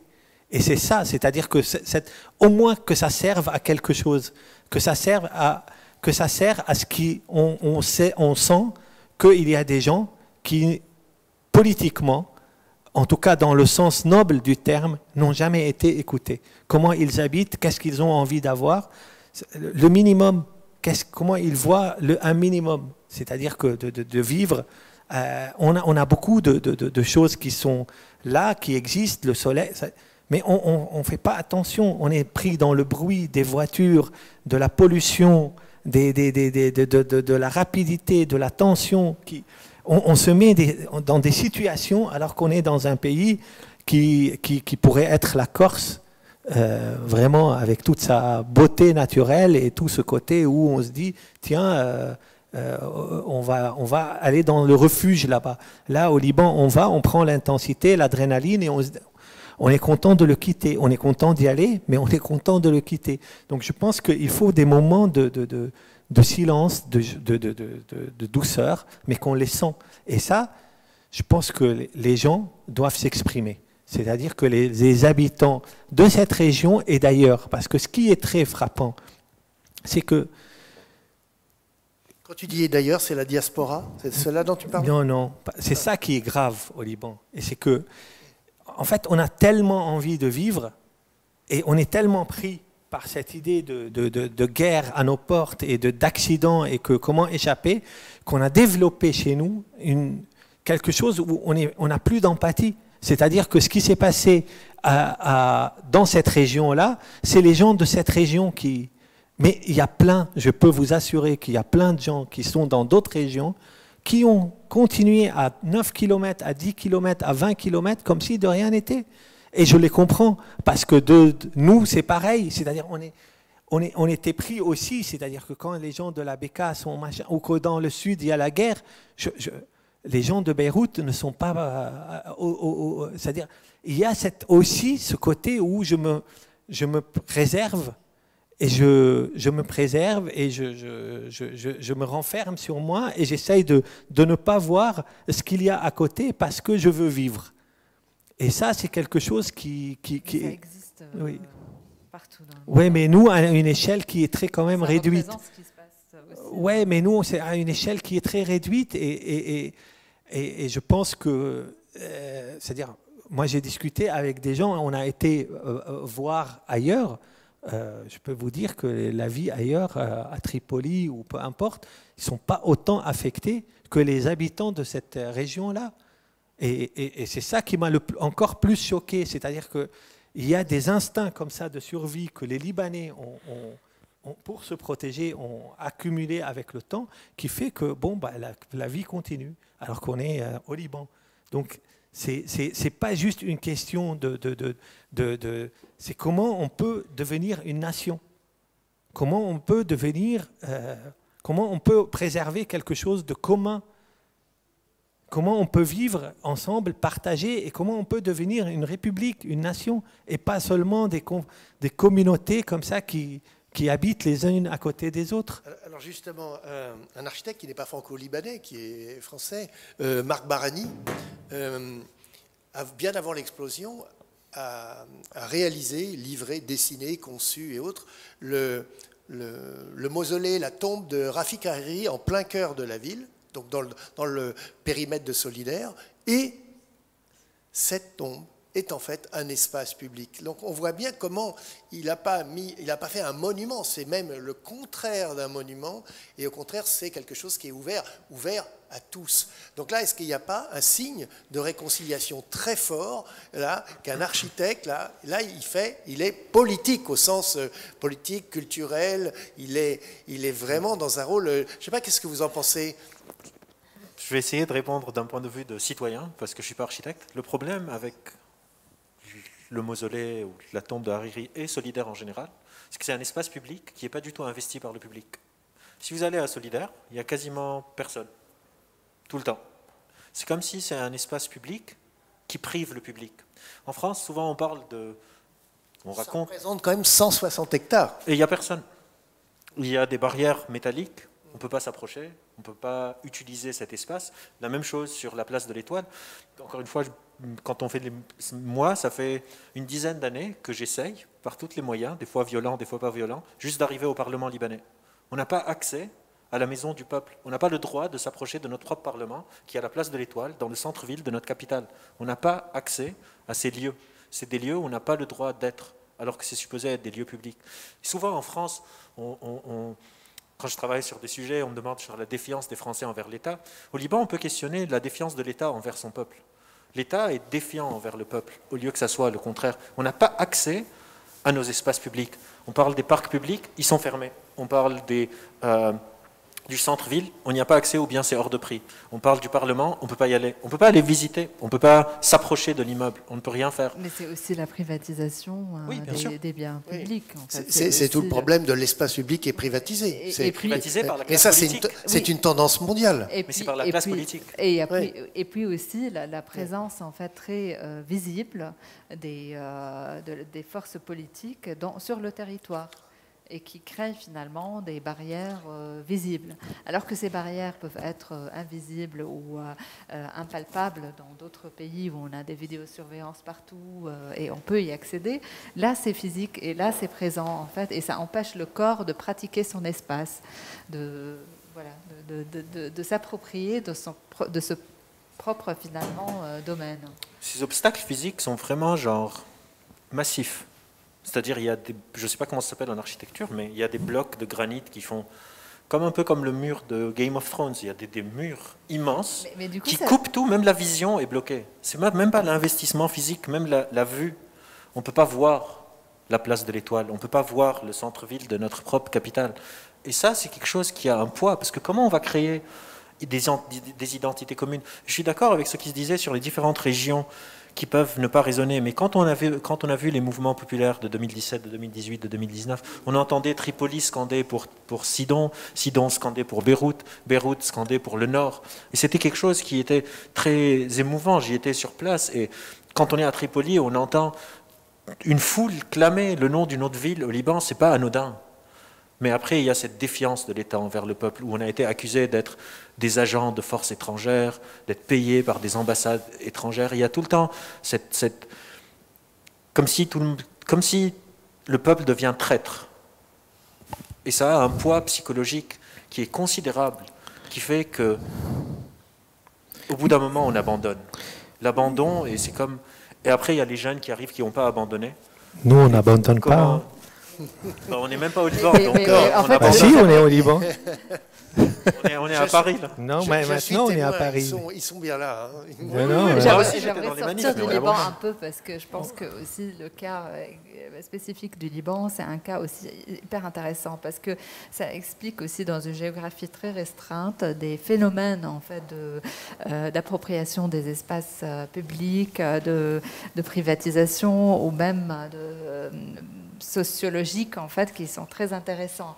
Que ce soit dans un laboratoire d'architecture qui a été dans les dernières décennies où on construisait tout type d'architecture, on construisait l'histoire sur l'autre en fait dans la vie, que ce soit socialement, que ce soit politiquement. Et je pense que les problématiques qui existent sur place sont des problématiques aussi intéressantes à voir sur l'échelle mondiale aujourd'hui. Et notre rapport aussi qui questionne notre rapport à la Terre, plutôt que le rapport d'une création d'une nation. Je pense que si tu veux, c'est-à-dire que si on ne pense pas, en tout cas le Liban comme une nation, tout ce qu'on dit, à mon avis, ne sert à rien. C'est-à-dire qu'on va se disputer dans 10 ans, ou dans 20 ans, ou dans 30 ans.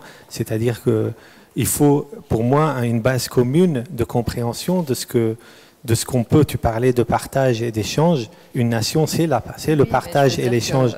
La problématique aussi, ce qui est intéressant, c'est de regarder ça d'un extra contexte aussi. Tu vois, je pense que oui, forcément, bien sûr qu'il faut créer une nation, c'est pas appartenance, mais je pense que la problématique, elle n'est pas seulement une problématique du Liban tout seul.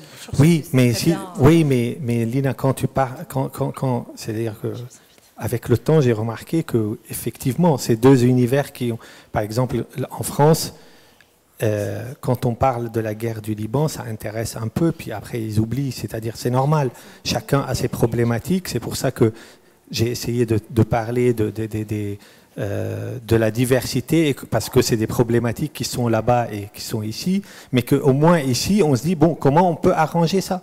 C'est-à-dire que comment on peut créer à l'îlot une certaine diversité, comment on peut créer des biens communs, comment on peut vivre ensemble, même si on a des connotations, même si on vient des classes différentes. C'est-à-dire que c'est pour ça que moi, j'essaye en tout cas de dire, voilà, qu'est-ce que l'imprévu et l'accident, c'est-à-dire qu'ici, par exemple, on essaye de provoquer d'une façon presque voulue un accident pour laisser les gens pour leur donner l'initiative de dire voilà, on n'a pas tout prévu pour vous, mais vous aussi vous pouvez participer à cette ville et vous devez participer à ce monde-là. Donc si tu veux, ici, en tout cas, je pense qu'on voit les problèmes et on essaye de les résoudre. Ça marche ou ça ne marche pas, ça c'est un autre problème.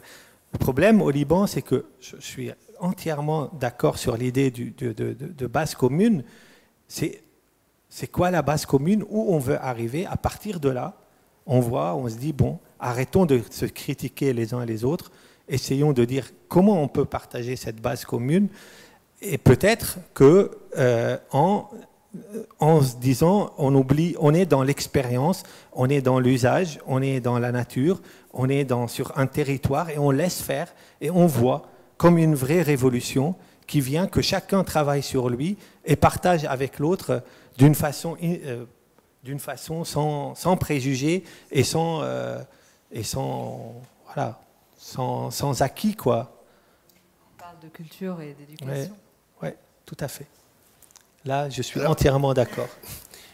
On arrive bientôt au terme de notre débat, mais avant, je voudrais donner la parole à monsieur l'ambassadeur du Liban en France, que j'ai invité à nous rejoindre. Il nous écoute depuis tout à l'heure, il vous écoute.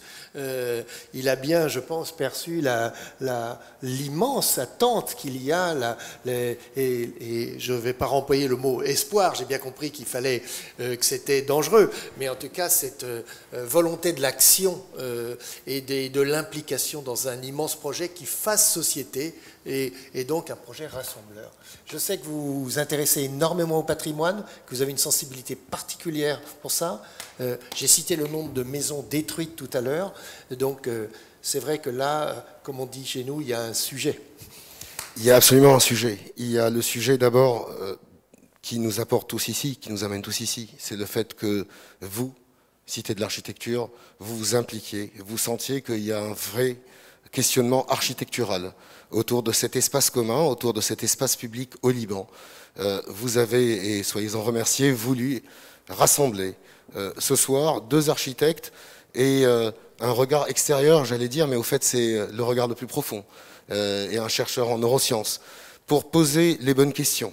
Et je dois vous remercier la Cité de l'Architecture, remercier les 3 personnes qui viennent juste d'intervenir pour avoir éclairé la tête d'un ambassadeur qui se posait sans doute des questions qui n'étaient pas toujours les plus abouties, qui étaient un peu à l'image de ce que Lina a dit, à l'image de ce pays en cours d'aboutissement, en processus d'aboutissement, mais qui, le constat est là, est un pays qui laisse malheureusement beaucoup de traces, beaucoup de bâtiments, beaucoup de projets non aboutis. Je ne peux pas être plus d'accord avec les 3 intervenants sur le fait que l'État a une responsabilité. L'État a une responsabilité non seulement sur l'aspect urbanistique du développement de la société, mais l'État a aussi une responsabilité sur l'aspect visionnaire de la société.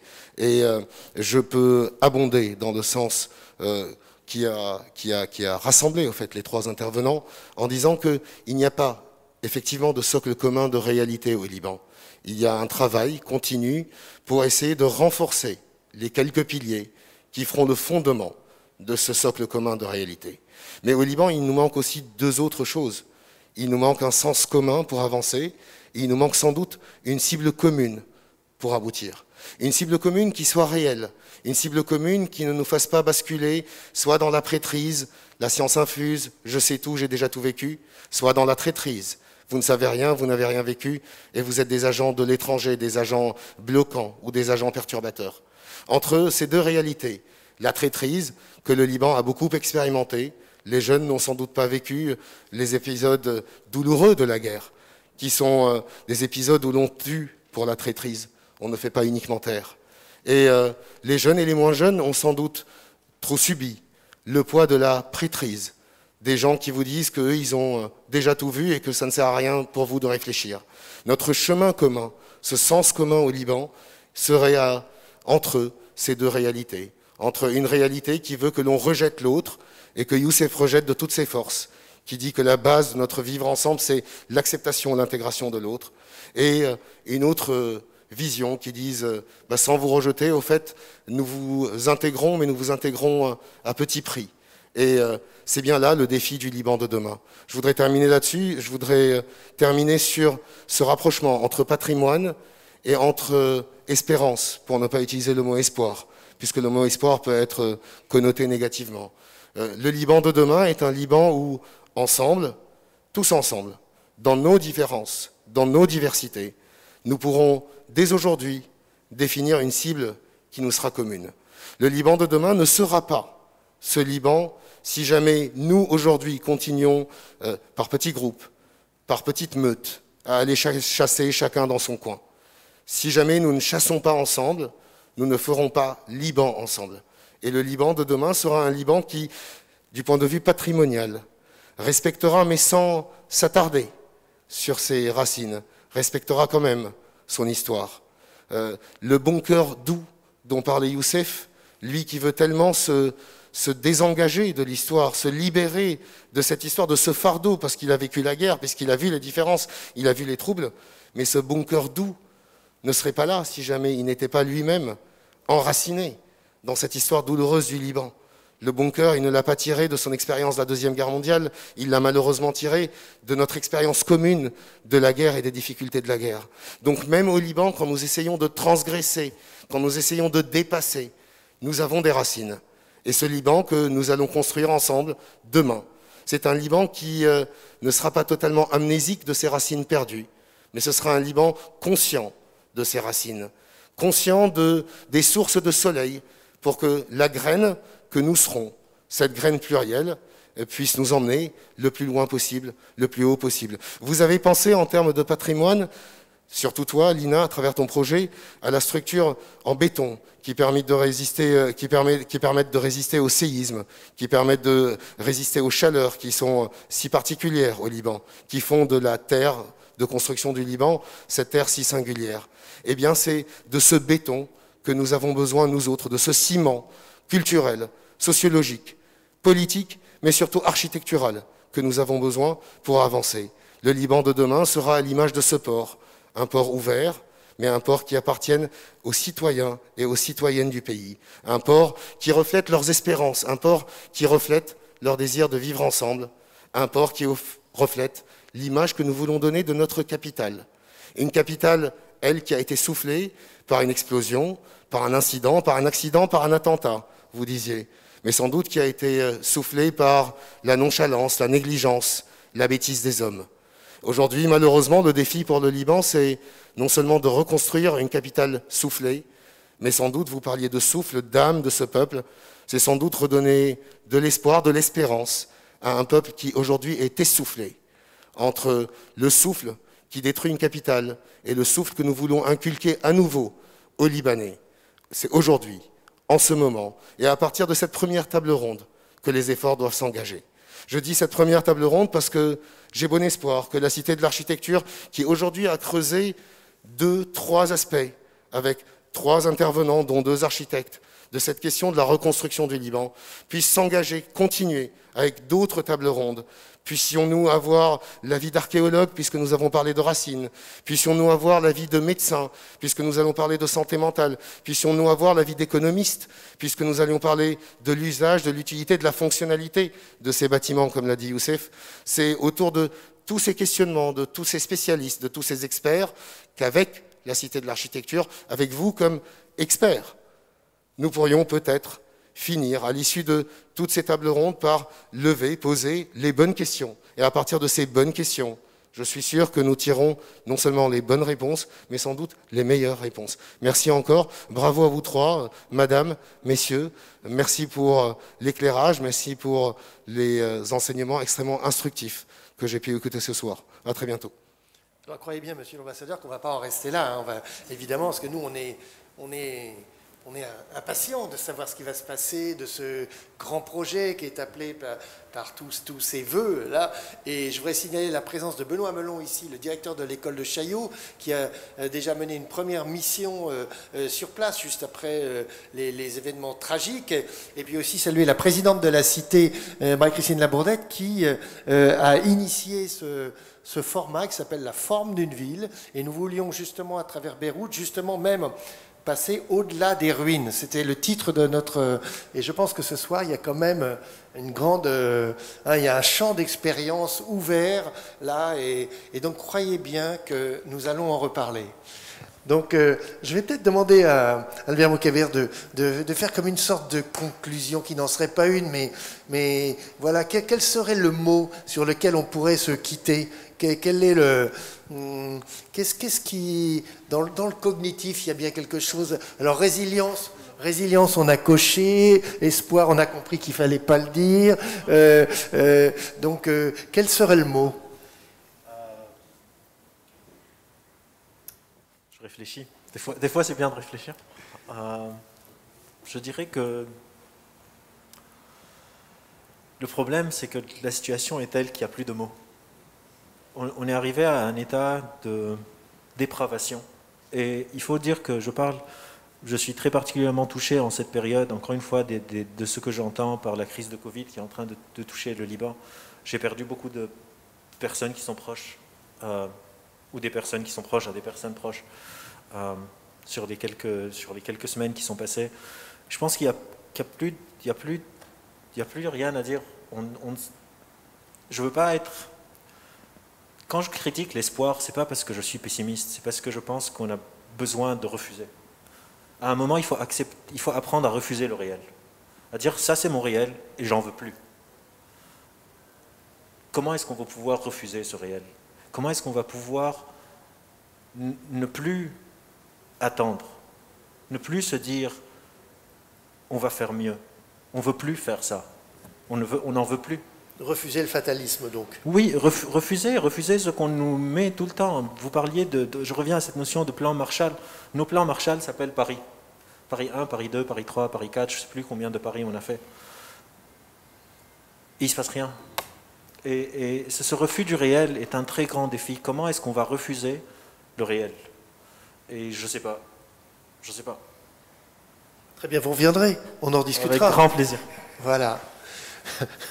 Eh bien, je remercie nos invités, je vous remercie Monsieur l'Ambassadeur d'être intervenu, et je remercie tout notre public qui nous a suivis en streaming ce soir, si fidèle. Ah, Lina, dernier mot peut-être? Moi j'ai juste un dernier mot à dire pour vous remercier. J'aimerais juste aussi dire que notre débat est un débat personnel aussi, qu'il va au-delà des frontières politiques. Déshabillons-nous de ces vêtements politiques aujourd'hui parce qu'on n'est pas d'accord, mais on accepte aujourd'hui d'être tous sur le plateau et de vous entendre, Monsieur l'Ambassadeur. Ça sera le mot de la fin. Merci à tous et à toutes.